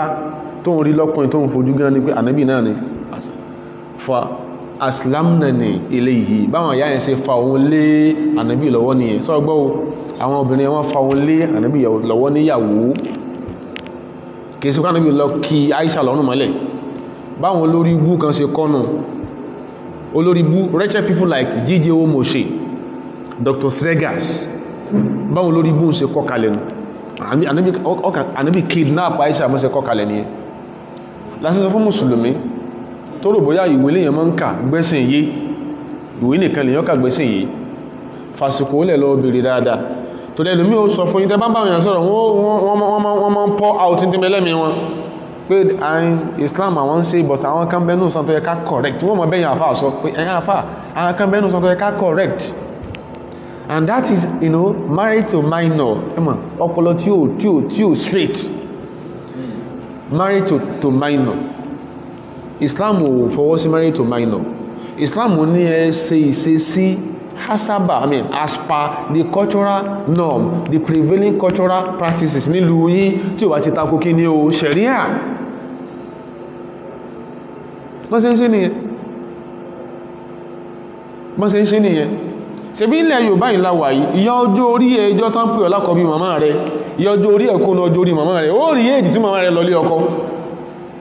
ó rí pé tender age báyìí náà ṣe kí ní owó náà sì wọn lọ lé ọkọ ìyá èjì ẹkọ́ ní ojú èjì mọ́mí ẹ̀ ó fi tender age báyìí náà sì lọ lé ọkọ gbogbo nǹkan yẹn dàrú tí Yorùbá bá fẹ́ ṣàbòsí bọ́n tó wá ti kọ́ fẹ́ ṣàbòsí lórí ẹ̀sìn àmọ́ sọ pé wọ́n ṣe lè ṣe báwọn sí wọ́n ló máa sọ tọ́lọ́ ń ṣe fọ́lọ́ ni Aisha ni wọ́n sì mi lọ lé ọkọ o wà ánà yàwó mọ́ ìdín ọjọ́ tó wá pìrìpì òun fún pé marriage yá yìí ánà yàwó mọ́ ìdín bintu tis'i sinin bó ti pọ́mọ ọdún mẹ́sàn tó fi lè pronounce pọ́mọ ọdún mẹ́sàn á sì pé dèédé ọjọ́ orí tírù òun lóbìnrin tó máa ń lọ lé ọkọ sọ́wátá kò dàrú pàápàá eléyìí ni nǹkan mìí ta fẹ́ emphasize láàárọ̀ yìí hadith yìí tààkà yìí àmì kíṣọ̀ yìí jáde tààkà yìí ó mẹ́ nínú Sahih al-Bukhari wa Muslim kọ́nà dákọ̀ kọba ọká ìyàwó Aisha a mọ̀ mọ́ àwọn ìpele yẹn àwọn Aisha ní àwọn mawakif ó ní àwọn positions kan tí ó fi kún sí Ọlọ́run lọ́wọ́ nígbàtánà bí ń bẹ láyé tí ó fi kún odidi umma al-islamiyya lọ́wọ́ nígbàtánà bí ò sí láyé má àtàtẹ́ lórí tó fa òun àti àwọn sọ̀hábà kan pọ̀ gbogbo ẹ̀ lásàlàyé in tó fà tí ò fi ní jásí pé ẹlòmí ọmọ torí pé ó ń bẹ́nu mùsùlùmí tí ó di òye yín pé ẹlòmí gbà bẹ́ẹ̀ ààrẹ tó sọ rí pé náà tó dá problem lẹ̀ sínú àgbàláyé Islam ní Aisha wa lẹ́nu tí ẹ̀ pé náà tó dá problem lẹ̀ nígbàtá bí dẹ̀ sọ fún akótó kú pé àwọn sàhábà wọn ó ní misunderstanding yàtọ̀ sí Aisha jẹ́ ìyàwó Ànábì sí kèsè sọ̀hábí yàtù ni ìyá sọ̀hábí ìyá yàtọ̀ sí pójá ìyàwó ń ṣe ọlọ́kọ̀ọ́bà yọnu sí wọn so ẹlùmí tún sí ó sọ pé inú àwọn tó dá wà láàlẹ̀ àfá ń sọ dáadáa o àwọn tá ń pè láàfá ma ń sọrú ẹ̀ dáadáa o kọ́nà bá tún lórí sí ní o wọ́n sọrú ẹ̀ dáadáa o torí pé ibi tí wọ́n ti kàrú ẹ̀ tíra ẹ̀sìn ni wọ́n rò bá wọn kà torí pé èdè ẹ̀sìn ni wọ́n fi kọ nǹkan yẹn wọ́n ní ọ̀pọ̀lọpọ̀ nǹkan ni wọ́n fi èdè ẹ̀sìn wa ẹ̀kọ́ tó ṣe pé poison ni ṣùgbọ́n tọ́lọ̀ bá sáànú yẹn tí yàn bá ní àjọ lórí tí àwọn ìgbọ́n tábà kan lárúbáwá ń jọun láwọn bàbá wá pè ní nǹkan ẹ̀sìn lábá ni wọ́n kọ́ even dàsùkò tá ń sọ̀rọ̀ yìí bí yàn bá fẹ́ kún fọ́nà fansu kọ́ lọ àárín gbogbo Kánò kọ́ wọ́n pépà báyìí kọ́kọ́ lárúbáwá sára pépà kọ́kọ́ lápẹ̀rẹ̀ kọ́kọ́ ana musafiran kọ́kọ́ sára pépà kọ́ wá lọ fàyà lójú ọmọ Haúsá tí ń ta kárọ̀tì àbí tí ń ta kolokolo ń Kánò kọ́ yà báyìí wà tí yàn bẹ́ fojú gan ní pẹ́lẹ́bá náà kọ́ kí ní ọ̀sọ̀ kan ya yóò náà ya Kùránì wà ló wá ṣẹlẹ̀ láti sọ fáwọn èèyàn bíi pé the northerners are not that aggressive they are not as aggressive as they are being painted. Ìwọ ni má provoke wọn. Wọ́n sábà kó di òní gbà kó fi ewé sẹ́nu lójú ẹ̀. Tó bá fọyé sẹ́nu lójú tó fún ọ nígi lórí orí odi kọ́ ni ò pé o. Orí rẹ̀ tó ṣe kí ni o tó jáwé ẹnu lójú odi lórí ẹ̀ ni ò pé. Eléyìí jẹ́ àwọn areas kan tá fẹ́ clarify. Ìyàwó Aisha radiyallahu ta'ala anha kò fún fẹ́ǹsì lọ lé ọkọ. Lọ́jọ́ orí tó lọ lé ọkọ yẹn, ọjọ́ orí tí èdè irú ẹ̀mọ́ lọ lé ọkọ ni. Méjì ni mahari, al-maharu nawa'an, a ní maharu al-misli, yìí ta mọ́ fún dèdè irú obìnrin gan fúnra ẹ̀. Adẹni kí ni al-maharu al-musamma. Maharu dáwì tá fòbé ta mention tá àsìkín tá àti ìkólé lọ́wọ́. Tó bá rí báhùn, tó rí báhùn, ìyàwó Aisha kọ́nà máa yọ́nú sí. Lọ́jọ́ orí tí dèdè irú ẹ̀mọ́ lọlé ọkọ ló lọlé ọkọ hùn ní ẹ́ra àwọn oúnṣẹ́ Ọlọ́run ní tó bá society Ànábì mu sallallahu alaihi wasallam àsọkú society ti ẹ̀ torí ọ̀gọ̀rọ̀ nǹkan ló jẹ́ nǹkan àṣà tọmọ Lárúbáwá ń ṣe wọ́n ń ṣe ń gbà yẹn wọ́n ń ṣe dìsìn tèmi àti yín ò lè sansan orú ẹ̀wọ̀n bí. Ẹ̀gbọ́n bàbá Ànábì ni Abu Talibin, òun ló bí Ali. Bàbá Ànábì bí Ànábì ló bí Fatima ni ìyàwó Ali o. Fatima ni ìyàwó Ali, intrafamilial relationship ni ẹ. Sáwà lè sí ilẹ̀ Yorùbá sáà ṣe rú ẹ̀rí. Nígbàtà àti ṣe rí yẹn ó dé ìwọ̀ nìyẹn. Ẹnìkan ò lè ṣerú ẹ̀nà akọ́sọ pé òun ṣe ẹ̀ka díìsì rẹ̀ àbí òun ṣe ẹ̀ka ẹ̀rí ẹ̀ bọ́bá ìdán rẹ̀ òkè lásọ pé ó ṣe ó dáná. Bẹ́ẹ̀ náà lámọ̀ rí eléyìí tá ń sọ yìí níparí ẹlùmí ọ pé ẹ̀yìn tá ń sọ nìyẹn Aisha yẹn má ṣe fọ́ọ̀ṣẹ̀ lọ lé ọkọ yẹn kò lè lẹ́kọ̀ọ́ mùsùlùmí ó sọ bẹ́ẹ̀ ṣe bá àlà mùsùlùmí ọlọ́mọ ṣàánú wa mọ̀ ní ṣe mùsùlùmí tí ó sọ fún yín pé à ń sọ̀rọ̀ nípa àwọn emeritus professor à ń sọ̀rọ̀ nípa emeriti professors ẹ̀ ń sọ pé Ànábì sọ pé mùsùlùmí ó sọ bẹ́ẹ̀ fún yín ẹni tí ò dá nǹkan kan mọ̀ ẹni mùsùlùmí ò dá nǹkan kan mọ̀ lásán sọ pé èyí táwọn àfáà ń dánwò lónìí tó ẹgbẹ́ bílíọ̀ bá ṣe wá sí ní ìsìn ó lè mọ́ bú àbẹ́ ẹnìkan ó lè mọ́ bú yẹ lòmí à ní ìdí rẹ̀ á kò fò bá mùsùlùmí tọ́pọ̀ àfi ká máa ṣàlàyé tí mùsùlùmí ó máa gbọ́ tí ó táyé ìròfin ní bàjẹ́ a ní ìdí àlàyé ẹ̀sìn ọ̀pọ̀lọpọ̀ kan là ń dánwò kódà táwọn olómi ń fi àṣìgbọ́ tó ń pè lágbọ̀ọ́yé tí fi ń dánwò lọ́ràn ní mùsùlùmí nígbàtí ò rẹni sọ fún kò nímọ̀ pọ̀nà lòun dá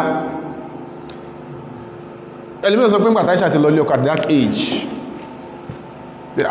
ẹ̀mà kí ló lè mà à ń sọ̀rọ̀ ń pa kọ́mọ ní education orí èbó yẹn ní wí education kí yẹn lọ education so tí yẹn bá lọ education so kò sí tí ò ṣe kíní kan education lọmọ òní ẹmọye èèyàn ló lọ education bó ṣe lónìí kódà she is a PhD holder lóbìnrin ṣe bẹ́ẹ̀ bẹ́ lórí pẹ́ẹ̀mbà bẹ́ẹ̀lọ́n kọ́lọ́njọ́ orí kórílé kọ orí lọ ní tí ò ti padà di mùsíbà ìlọlí ọkọ tí yàn bá ń kẹ́kọ̀ọ́ lọ orí burúkú kọ́ mùsùlùmí gbọ́yé o lè mọ́ gbà ọmọ rẹ̀ ń kẹ́kọ̀ọ́ lọ lóbìnrin ó wá lọlí ọkọ ọmọ fi ní ìsinmi mà ní tó bá gbà bẹ́ẹ̀ ìsinmi ló fi ní ó dàbí kọ́lọ́ ń ṣàánú ọmọ èèyàn kọ́mọ́mọ́ gbòófọ́ sẹ́mi tí ìbá ń bẹ́nu lé tán sọ pé wọ́n ti ń fọ́gbó ń ta ẹ̀mí ìrẹ́ ọ̀bàlẹ̀ ni lẹ́yìn kó pé àkẹ́rí ń bó lọ́wà ọ ń bẹ ní àhà ẹ̀ máa sùn lọ ní bẹ́ẹ̀ tó máa rẹ́yìn ọmọ gànfẹ́ tó gbọ́rọ̀ kí abẹ́rẹ́ gan bọ́lẹ̀ wà ó ti lajú pé bóyá àti láwí sí kí ni àti láwí ti bẹ̀rẹ̀ kò sí orí burúkú kọ́ kí ọmọ rẹ̀ lọ lé ọkọ tí bá ń kàwé lọ́wọ́ àbí kọ́ fẹ́ àwò fọ́mẹ tó ń kàwé lọ́wọ́ òun náà sáàmà péjọ́ tó ti dèrò yunifásitì náà ti ń bá sùn wọ́n náà mọ̀ orí sórí rẹ̀ wá nìyàn fún ọ èèyàn lọ́dún mẹ́rin Ìbàdàn yìí láwàyí yunifásitì kan Ìbàdàn yìí ní nǹkan yẹn ti ṣẹlẹ̀ jẹ́jẹ́ láàfọ́n wáàsí kan ṣe wáàsí ọmọ kan sì lọ bá ń lé ó ní bàbá ìdákùn ó láyé òun ti bàjẹ́ kí ló mú obìnrin lọmọ tàà ń sọ yìí o obìnrin ní má sọ pé mọ́ gbéra yín sí pé tẹ́bá sí ní ẹ́sọ̀ ayé òun ti ṣòfò má sọ ò lè ṣòfò kí ló ṣẹlẹ̀ ó ní bó ń ṣe wà obìnrin éèdì ẹ̀ ò ju 22 lọ kódà kò tó 22 ó ní ọdún mẹ́rin ló ń lò yunifásitì ọ̀sẹ̀ kan ó kéré jù òun ò rí ọkùnrin lọ́sẹ̀ kan òun rọ ọkùnrin lẹ́ẹ̀mẹ́ta bóun sọ wá lọ gbogbo ìsẹ̀mí ayé òun àfijọ́ tó wà ní òun lókù àbí tó bá mẹ́sàn tó kú at least ọ̀sẹ̀ kan òun rọ ọkùnrin ó kéré jù ẹ̀mẹ́ta lọ́sẹ̀ ọdún mẹ́rin gbóṣe lọ lọ́dún mẹ́rin yunifásitì nìyẹn ẹ̀dà kan sọ́kùnrin kan ní rí fọ́dún mẹ́rin yunifásitì lẹ́ẹ̀mẹ́ta lọ́sẹ̀ ọmọ wà dé ẹwà ní sàtífíkẹ́tì òwúlò fún ẹwà sọ pé ọ̀nà oríire ò sí fún ẹbí àwọn ọmọ yín lóbìnrin pé kán jẹ́wọ́ tí wọ́n ń fojú ara wọn dánwò ìtàn dánwò yunifásitì sí wọ́n sọ pé ọ̀rọ̀ ọmọ rẹ̀ ọjọ́ máa rí ẹ̀ ọ̀fù kò fi ní ìsinmi mọ́mọ́ lagidi mọ́ pé no it is not consistent with modernity ṣé ibi tá ti rólùkọ́ tí ń bọ́mọ sùkúù sùn tí ń fọ́mọ sùkúù lóyún tí ń bọ́mọ sùkúù sẹ́ ṣé bí kò fi ní ìsinmi tó ń pariwo ní pé ó gbọ́dọ̀ parí ìwé ẹ̀ ẹlòmí believe pé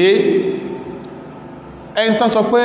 ó believe pé ọmọ òun tí ó ń lọ léèwé tó padà ṣèyàwó at age 30 lápẹẹrẹ àbí at age 25 tó sì mọ̀ pé sùkúù lílọ rẹ̀ dàrú ó believe pé tí ọ̀sá ti lóyún ẹni tó bá ti fẹ́ àkíran ẹni tó bá ti fẹ́ láàsì náà lọ́kọ ẹ̀ gbóhun tí èyàn wá dánwò tí èyàn ń ṣe láwọn ìgbésẹ̀ ṣáájú investment ni èyàn ó plow back profit yẹ so orí búkọ́ ni kí ọkọ ó ṣe kí ní ọkọ mọ́ lọ lé ọkọ and àwùjọ tá a dẹ̀ ń gbé lásìkò òsìn ó yẹ kó yé àti mùsùlùmí nínú wa okay lápẹẹrẹ ń sìn tá bá recommend early marriage wọ́n máa sọ fún wa pé ó láàlájú àwọn ọmọbìnrin tán kó sínú bíbí nàìjà òsìn yẹn ń kọ́ ṣe báwọn tí ẹ̀ tún sórí ibú tó tún nípa ṣe bójú ayé tí ń bá gbogbo àwọn bára wọn sùn ìyẹn ń kọ́ sáwọn kakọ́ ló bá wọn yùn tá bá recommend early marriage wọ́n máa pariwo wọ́n ní wọn lájú àwọn ìyẹn ń kọ́ ṣe late marriage nìyẹn èyí tán ṣe late marriage nìyẹn àbí delayed marriage èwo ni ká pé ìyàwó Aisha kọ́lọ̀ máa yọnu sí bó ṣe lọ lé ọkọ tó lọ́jọ́ orí tàn sọ̀hún kò sẹ́kùn kankan ní ìmọ̀ láyé táìṣà ọmọ afáwa Isham bin Urwa Isham ọmọ Urwa yìí Aisha lẹ́gbọ̀n obìnrin Asma'u bintu Abi Bakrin Asma'u lẹ́gbọ̀n Aisha olófẹ́ Az-Zubayr bin al-Awwam obìnrin tó pọ̀ fún Zubayr ó bí Abdullah ó bí Urwatu ó bí Asimu kódà ó náà tó bí Aisha tó sọ lókọ àbúrò rẹ̀ ìkan náà ọmọ tí ẹni Urwa yìí ló bí ọmọ tó ń jẹ́ Isham yìí min akabiri tabi'in nínú àwọn ẹgbà tabi'in ni ìmọ̀ ma gbọ́n tá Aisha máa wò bó ṣe lọ lé ọkọ at that tender age Urwa ní Isham ní bàbá òun Urwa tó ọmọ lọ bá Aisha ní dáadáa àbúrò ìyá ẹ̀ ní ìyá rẹ̀ ni ó ní Aisha ya ummata mami ní ma ń pè Aisha ya ummata mami la ajabu min fiqhiki ká má sọ wípé ó gbẹ́sìn yìí ẹ̀sìn yìí ọgán kò lè surprise mi àkùrú torí kó máa sọ fáwọn èèyàn pé àá kò sí ní gbẹ́sìn yìí zawjatu rasulillah bóò ni ìyàwó ànábì ò sí ní gbẹ́sìn yìí ẹwẹ̀sì táwọn sọ pé Aisha gbẹ́sìn yìí ó ní kò ní jò lójú torí pé wọ́n sọ wípé àá ìyá zawjatu rasulillah ìyàwó ànábì ni ẹ̀dá kún sí gbogbo ìyàwó àfà lọ gbẹ́sìn yìí ṣé gbogbo ìyàwó mufasu ló gbẹ́sìn yìí kò dẹ̀ ní pé àfà kí ìyàwó rẹ̀ má gbẹ́sìn yìí kò ní pé àfà oní kùránì kí ìyàwó rẹ̀ mọ̀ kùránì ká kò dẹ̀ ní pé obìnrin náà tó fẹ́ lọ fẹ́ àfà kọ mọ́mọ̀ nǹkan nǹkan tó ń ṣe ẹ pàdàjọ pàtí wé ní ọkọ̀ òde sùn sínú ilé rẹ̀ ọkọ̀ mọ́kùnrin lè kó sì bá ìrìn àjò àfà yẹn jẹ́ Ìṣàmù ní bàbá òun rọ̀ wọ́n sọ fún pé àwọn sọ fáìṣà ìpà àwọn olè sì mọ̀ pọ̀ gbẹ́sìn yìí torí pé ìnákí zawjatu rasulillah ìyàwó ànábì ni ọ́ ìyàwó àfà ìyàwó ń dáwà ìyàwó mufassiru ìyàwó mandubu ìyàwó mustasharu ságbẹ́sìn ìsán ilé ka Kùránì sàn lè ṣàdúà, ìyàwó mufasiru, ìyàwó dáíyà, ìyàwó mustasharu, ìyàwó mandubu tí ó gbẹ̀sìn tí ó lè ka Kùránì yóò pọ̀fọ́ o, yóò pọ̀fọ́, yóò tójú bọlé o, yóò tójú bọlé o. Wọ́n ẹ̀mà, people don't marry on probability. Study ìrìn àjò ara rẹ̀, mọ̀rú èèyàn tó ń ṣe, mọ̀rú ìrìn àjò tó ń mọ́bí tó ń jẹ́ sí, and look for someone who is compatible with you in those regards. Islam sọ̀rọ̀ nípa alimola ama, Islam sọ̀rọ̀ nípa compatibility tó bá dásìkò ìyàwó. Ìwọ rẹ̀ muhadisu ní ọ́, hadisi ló kórí ẹrẹ́kẹrẹkẹ yìí, lẹ́n tó fẹ́ jùsù àmọ́ òsì lórí ẹ̀, kò yóò ní extent tí ó appreciate tó ń ṣe ma tó bá kàn fún lóúnjẹ tó ń bọ̀ nìkan ìkàn jẹ́ lóúnjẹ. Nǹkan ó wà important, ó pàtàkì pọ̀. In tí ó fi burú tàbà mójútó ni pé sọ́run pé kò súnmọ́ kó ojú ìyàwó kan al-muhaddith tó níyàwó tí ó gbọ́ line of scholarship èyí, àwọn fẹ́fẹ́ ìyàwó mi lè àwọn lọ padà lọ fẹ́ someone who is equally al-muhaddisatu bí ìwọ tó jẹ́ muhaddisu. ẹn tẹ́ fẹ́ number 1 tí ò nírú skill yẹn ẹ ti dalé ara yín rú. At-tajriba khairu burhan, experience teaches best. Aisha náà ń sọ yìí, wọ́n ní àwọn olè ṣe mọ̀ pé ó gbọ́ fíkì yìí ṣe bí ìyàwó ànábì ni ṣẹ́tìrí lẹ́sẹ̀ tẹ́lẹ̀ ń bá ṣe nǹkan sọ ẹ̀yin tẹ́ tún jẹ́ ìyàwó àfà ṣẹ́tìrí, àbítẹ́ni tó múra ẹ̀sìn tó múra ẹ̀há ó borí ó bojú tó wá ṣe nǹkan sọ ẹ̀yin ẹlẹ́hà. Meanwhile ó lè borí ó lè bojú kọ́ ọmọ rúlì nǹkan ẹnu Islam. Ìyẹn àìsọ̀ ní fóun fúnra ẹ̀, ó wá tún wá jẹ́ a bigger àìsọ̀ fẹ́ni tó fẹ́ tí ò dẹ̀ sáré bóò ní ó ṣe kí ni mí ò ní ó ṣe complete rẹ̀ lábalábẹ̀yẹn. Méjì ni obì mí lè máa sọ pé ìkẹwàá ni wọ́n wí kí ni wọ́n ń sọ ìta ń sọ fáǹfàní ara ẹni tó bá rò bóyá pé bó ṣe rí ẹ̀nà gẹ́rẹ́ máa gàngàdúbì tó ń ká ẹ̀nà àṣìyàwó àfà ló ó fi ìkó ti wà comfortable tá àfà bá fẹ́yàwó tó lè ka Quran ma tajwidi tó bá fẹ́ lé ó lè dé su tọ́nà bá sáà náà rẹ̀ ó lè dé su torí ó fẹ́ sáré owú tẹ́rí ò ní ṣe sámá. Olúwa sọ wípé òun ò lè ṣe mọ̀ ọmọ Abubakar ọmọ ìyàwó ànábì ni ọ́ wa binatu Abi Bakr ó tún jọ ọmọ Abubakar, òun ò lè ṣe mọ̀ kó gbọ́ fíkì yìí. wala ajabu min ilmiki bi shi'ri wa ayyamil arabi, òun ò dẹ̀ kì í ṣe mọ̀ nípa pé Aisha mọ̀ nípa poetry pọ̀ kíyàn ń orin poetry. Ẹ̀dá kan ẹni tí ó kọ poem nínú èbó akúrí ní máa ń kọ́ sẹ́yìn tó gbèbò kúẹ́kúẹ́ ní ọkọ̀ poems. Ó lóun ò lè ṣe mọ̀ min ilmiki bi shi'ri, òun ò lè ṣe mọ̀ kó mọ̀ poetry wa ayyamil arabi. Táwọn sọ pé ayyamul arabi à ń sọ̀rọ̀ nípa tarikhul arabi, ó sì mọ̀ ìtàn Lárúbáwá kọ̀. Aisha mọ̀tàn radiyallahu ta'ala anha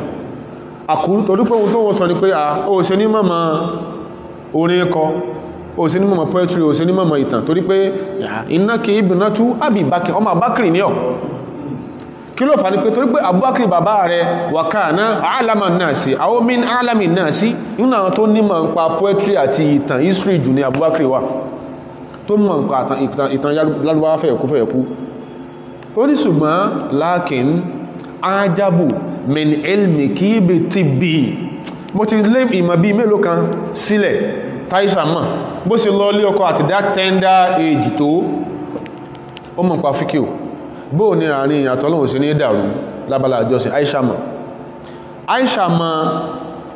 poetry, Aisha mọ̀ tarikh history, Aisha mọ̀ dáadáa. Olúwa sọ pé in tó ń sin lè mọ̀ ní pé ó tún mọ̀ nípa medicine,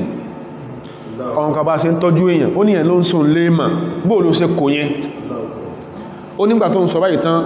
fadarabat ala mankibi, Aisha wá gbóhùn ní èjìká pé ya Urwa ètò obìnrin ó lé.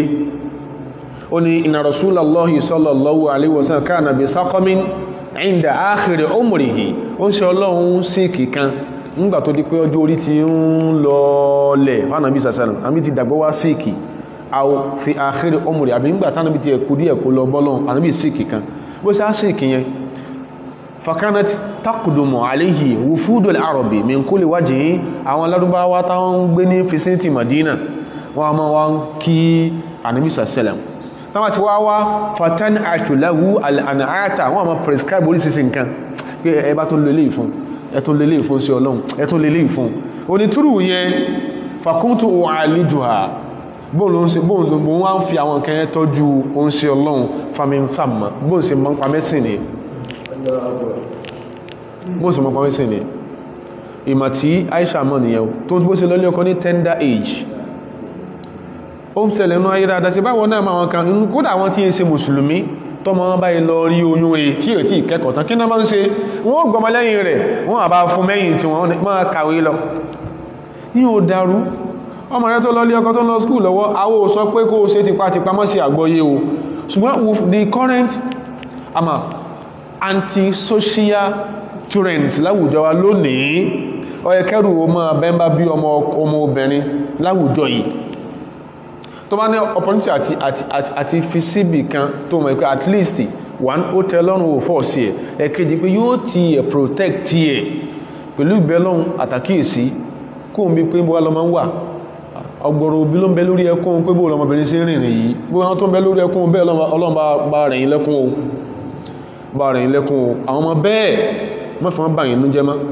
sọ́wọ́dọ̀wọ̀n ọ̀dọ̀nà fúnra wọn sọ́wọ́dọ̀nà tuntun ojú fún yín ó rẹ̀ ń ṣẹlẹ̀ dáadáa Aisha lọ lé ọkọ at that tender age ṣùgbọ́n gbogbo tí èèyàn máa ń gbé sí láyé lábala ìrìn àjò ẹ̀kọ́ ìyàwó Aisha mọ̀ radiyallahu ta'ala anha èyí ló jẹ́ kí alimam Sufyan bin Uyayna Sufyan ọmọ Uyayna alayhi rahmatullah ó ní alimamu Zuhri tí ṣe àfáà Imam Bukhari nínú àwọn àkọọ́lẹ̀ kan Imam Zuhri sọ wípé law jumi'a ilmu Aishata wọ́n ní tá bá kó ìmọ̀ ìyàwó Aisha ìmọ̀ tí Aisha mọ̀ despite the fact that she got married at a tender age tá bá kó ìmọ̀ tí ìyàwó Aisha mọ̀ ila ilmi jami'i azwaji nabiyyi tá bá fi kún gbogbo ìmọ̀ táwọn ìyàwó ànábì yòókù mọ̀ ẹsẹ̀ lé ní wa jami'in nisa àbá kó ìmọ̀ ìyàwó Aisha sẹ́gbẹ́ kan àwa kó ìmọ̀ tí gbogbo obìnrin ayé yòókù mọ̀ sẹ́gbẹ́ kan afá Sufyan sọ pé kana ilmu Aishata radiyallahu anha aktharo ìmọ̀ Aisha ìsẹ̀gbẹ́ gbogbo wọn ìmọ̀ táìsà ìsẹ̀gbẹ́ gbogbo wọn tàbá ní a kó ìmọ̀ tí àwọn gbogbo ìyàwó ànábì yòókù tí wọ́n mọ̀ radiyallahu ta'ala anhunna tàbá kó sẹ́gbẹ́ ìmọ̀ táìsà mọ̀ àbá kó ìmọ̀ tí àtàwọn ìyàwó ànábì o àtàwọn obìnrin ayé yòókù o tí wọ́n mọ̀ o tàbá kó sẹ́gbẹ́ ìmọ̀ táìsà mọ̀ ìmọ̀ Aisha tayọ ẹ̀ síwádìí ń pa ẹ̀ as a non-Muslim research into whom Aisha was research into the intellectual gift that Allah bestowed on Aisha lọ síwádìí ń pa ẹ̀ lo àwọn areas ṣe bí nǹkan kan ló jẹ́ professor lè lórí nǹkan kan just one aspect of knowledge gbogbo tí Aisha mọ̀ lankai aspect kan náà ni ló ń wo professorship ló ń wò lọ́ọ̀kan torí ẹ̀ Aisha ma gbayagbaya ilmul fara'id ìyàwó Aisha ma tí ó ma tí kan náà sọ́wà tó mọ ogun ápàdà kàdébẹ̀ tó bá sí ìdájọ́ tó lórí ogun Aisha sọ pé ọgbà obìnrin ẹn tó lọ ní ọkọ̀ at tender age ni ẹ níparí láàárọ̀ yìí ìyàwó Aisha kó bá yọ́nú sí ó fẹ́ ànábì wa sallallahu alaihi wasallam lásìkò tó fẹ́ ànábì wa yẹn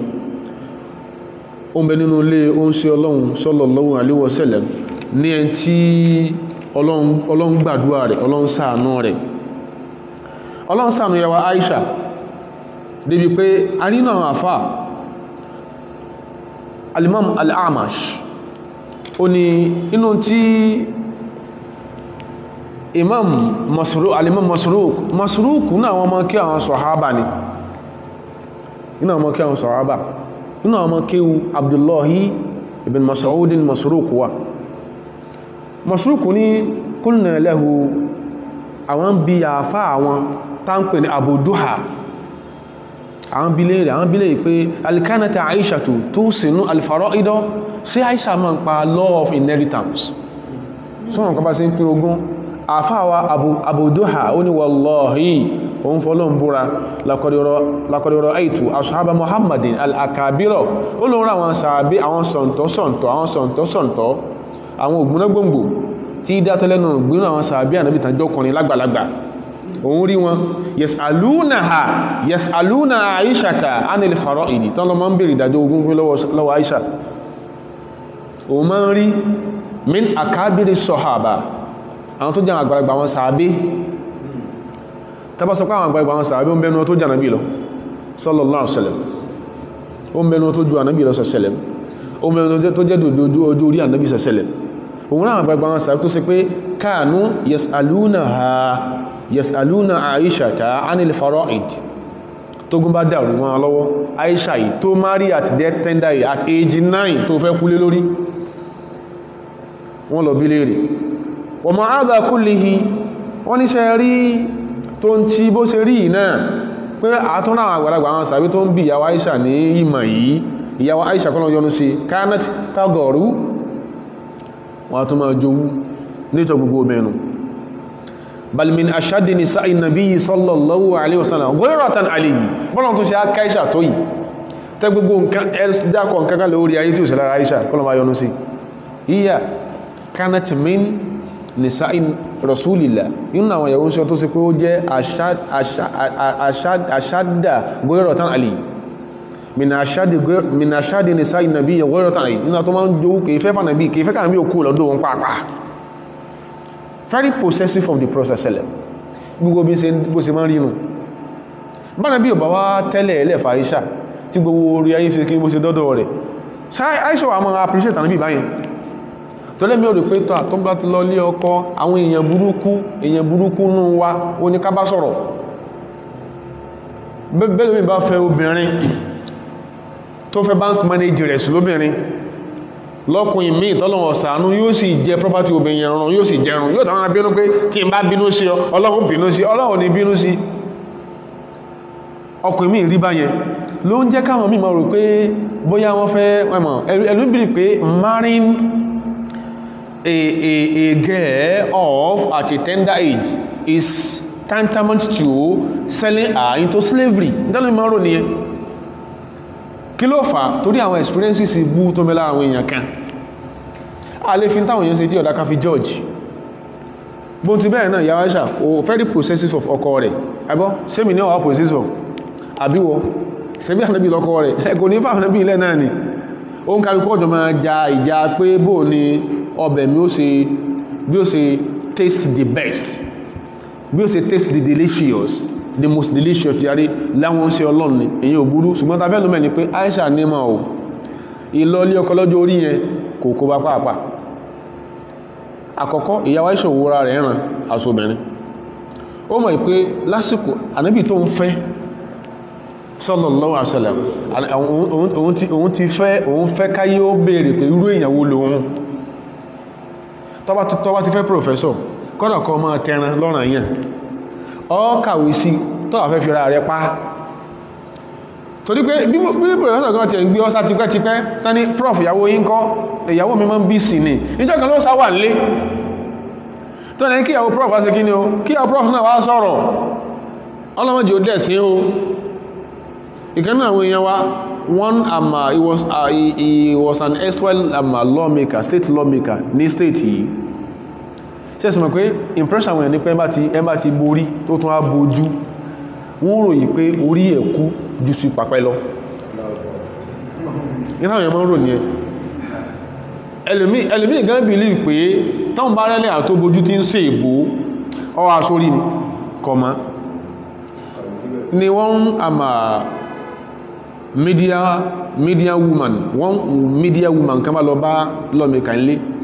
wọ́n la fẹ́ grant interview àwọn travel bá ń ṣe wáyé àwọn sáré grant ẹ̀ kékeré wọ́n grant ẹ̀ kékeré ibi tó ti interview lọ ni ẹlẹ́yà bá gbé oúnjẹ wá sí pálọ̀ lọ́bá rẹ́lẹ́yà pé ó ní can I extend microphone of the interview to her. Can she, can she? Àfáà bú ẹ̀rìn pé àbí nínú ẹ̀yìn lọ́mọbìnrin ni. Ẹlẹ́ àwọn fẹ́ bọ́ sí ibó ẹlẹ́ àbá jókòó. Lẹ́lẹ́ àbá ní pé kí ní bẹ́ẹ̀ tí ń pọ̀fọ̀. Ní ń pè bẹ́ẹ̀ sí ó sàlànú lẹ̀ báyìí. Ẹ ń borí tó bojú. Ṣé bí ẹjọ́ lọ school ní ẹjọ́ wà ní lecture room ni? So mọ̀wé jùlọ ni. Ìgbò ni wọ́n yẹ káwé. Àwọn tó ń borí tẹ́jọ́ wà ní lecture room ni so mọ̀wé jùlọ. This advice are not educated. Àwọn tó jẹ́ wọ́n department yẹn so mọ̀wé jù wọn lọ. Ṣé ẹnu gbàtà wá nìyẹn ni wà ní wọ́n jọ wọ́n mọ̀wé mọ́? Aisha radiyallahu anha. Aisha ọmọ jagbajagba ní mọ̀. Kọ́lọ̀ ojú ọdún sí ẹ̀yàwó Aisha àti gbà ìyàwó Ànábì Ọlọ́run. So eléyìí jẹ́ kó yé mi àti pé ẹ̀yin tá bá ń sọ nìyẹn wọ́n ṣe oríṣi irọ́ táwọn èèyàn máa ń pa. Ìyàwó rọ́ yóò lẹ́sẹ̀ ńlẹ́ o. Wọn ò lẹ́sẹ̀ ńlẹ́ o. Nínú ilé ó ṣe Ọlọ́run Aisha soríire. Nínú ilé Ànábì wa sallallahu alaihi wasallam. Ìyàwó Aisha radiyallahu anha ó soríire. Torí pé bada'at Aishatu hayatan zawjiyatan hafila. Ìṣẹ̀mí ayé ìgbéyàwó tó kún kẹ́kẹ́ fún oríṣiríṣi oríire láìsà sí inú ilé oúnjẹ Ọlọ́run. Kódà tí ayé òfin ní jáyímá satadolu Aishatu haditha tarikh. Ọ̀rọ̀ Aisha ò ní tán nóòtàn. Ọ̀rọ̀ yàwó Aisha kò ní tán nóòtàn. Wa zawaj ṣe rí ìgbéyàwó wa amalu almar'atil awwalu. Iṣẹ́ àkọ́kọ́ tóbìnrin máa ń ṣe outside the four corners of our parents house ó ní pé yóò lọ lé ọkọ. Ó ṣe bẹ̀rẹ̀ journey nìyẹn. Ọmọ mi lọ school ó ń kàwé lọ ṣe bí nínú ilé sì ń gbé àkọ́kọ́ sí àkọ́kọ́ tí ò sóbì tí ẹbẹ lọ́n rú ẹ̀ pé lẹ́yìn bá ṣe kọ́ lẹ́kọ̀ọ́ tó kẹ́kọ̀ọ́ tán yìí o Ọlọ́run mọ́ sí inú ilé wa nínú ilé rẹ̀ mọ́ láìlẹ̀ àbí òun ìsádùn abẹ́. So àkọ́kọ́ iṣẹ́ tọmọbìnrin ó ṣe nínú ìrìn àjò ayé òun náà ní kí ni azawaj yóò sì gbéyàwó. Question: ṣé gbogbo ọmọbìnrin wa ò ní sí ìgbéyàwó? Tí gbogbo ni wọ́n lọ súnà yẹn ti ń kú láti ní àwátá jóbi kọjọ̀ lọ́lé bá wà blissful fún wa ẹjá rí físìtì bá ṣe ń lo ayé. Ìgbéyàwó nìkan àkọ́kọ́ iṣẹ́ tọmọbìnrin ó ṣe lẹ́yìn ẹ̀kọ́ táwọn òbí ẹ̀ bá kọ́. Wọ́n iná min akbari goyatil mar'a sẹ́rínú tó jẹ́ inú àwọn lofty goals lofty objectives tóbìnrin máa ń ní antakuna zawja ní kó jẹ́ ìyàwó. Kò sóbìnrin tí bẹ̀rẹ̀ pé tó máa ti parí ẹ̀kọ́ kó máa rọkọfẹ́. Min akbari goyatil mar'a inú tó gajù tóbìnrin náà máa ń work towards tó máa ń kódà ìmí àmà sàdó ẹlẹ́ ẹn tó bá wà insightful nínú wọn pé gbogbo ọjọ́ tí ó bá yá Ọlọ́run mọ́jẹ́ kó wọ́n fẹ́ pàṣẹ owó ọlọ́kọ́. Ṣùgbọ́n kóbìnrin ò sí tí máa ń rò lẹ́mìí kò sí mí náà kódà kò já kátà lé èbó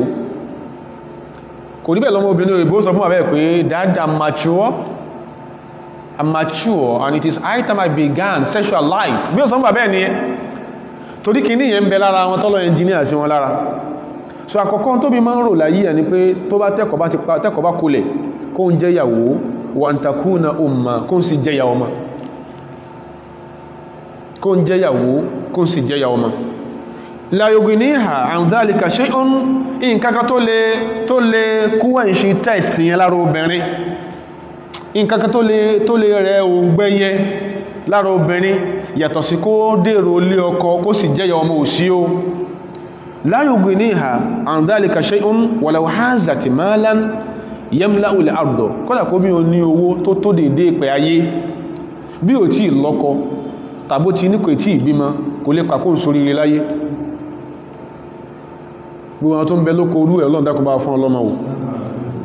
Ọlọ́run àwọn tó ń bẹ lóko pé ẹ̀kọ́ parí wọ́n farabalẹ̀ fún Ọlọ́run lákọ̀ọ́kọ́ wọ́n farabalẹ̀ fẹ́ kọ́ wọn ò sì jàmbá àwọn òbí wọn gbàtàn kẹ́kọ̀ọ́ lọ́wọ́ wọ́n ti á dèrò lé ọkọ báyìí ṣùgbọ́n ń wojú rẹ̀ fọ́mọ Ọlọ́run dákun jọ̀ọ́ jẹ́ kí ọlẹ́ ayọ̀ sọ́nù wọn o. Àmọ́ wọn rí ní o lókùn àtàtí jẹ́ kínú ọmọ ànábì Ádámà ni wọ́n. Ọlọ́run dákun jọ̀ọ́ jẹ́ káyọ́ kí ewu ọmọ o má sì fún ọ ní ọmọ gbàjẹ́ ń sinmi bóyí bá lówó tó lówó bí fún ṣọ́ alákìjà tó ń bẹ ń lé ọkọ tí ò bímọ kò síbi tí ò ní fẹ́ wá Ọlọ́run sí o kò síbi tí ò ní fẹ́ wá Ọlọ́run sí. Àwọn tó ń bẹ lóko bẹ́ẹ̀ Ọlọ́run dákun jọ̀ọ́ mọ́jà yóò kàn sọ fún ọkàn bí ẹ dànù dáhùn náà bí nǹkan mọ́jà wọ́n bíbí kú bí Ọlọ́run yóò bí nǹkan gidi ọlá tó fi ní ọlágbára rẹ̀ Ọlọ́run. Walau nanat majdan yantahu as-sahaba kọ́lá kí obìnrin kó ní prestige ká pè ní emeritus professor, ká pè ní assistant professor, nítorí ká pè obìnrin kódà kí ọ̀nà prestige tó mìí ní kọmọ kẹsùjú kọmọ kan sánmà walau balagot min al-ilmi wa riyasa, kódà kó obìnrin ó nímà kó já síwájú níbi tó bá rí ó wà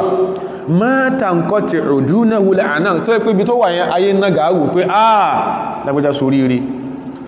ma aghnaha dhalika kulluhu ani zawaji, gbóhun tó níyàn ò lè rọ̀ lọ́rọ̀ tí ó bá ti sí ilé ọkọ àbí ò lórí ọkọ àbí ò bímọ ilé ọkọ, àwọn tó níyàn rọ̀ lọ́rọ̀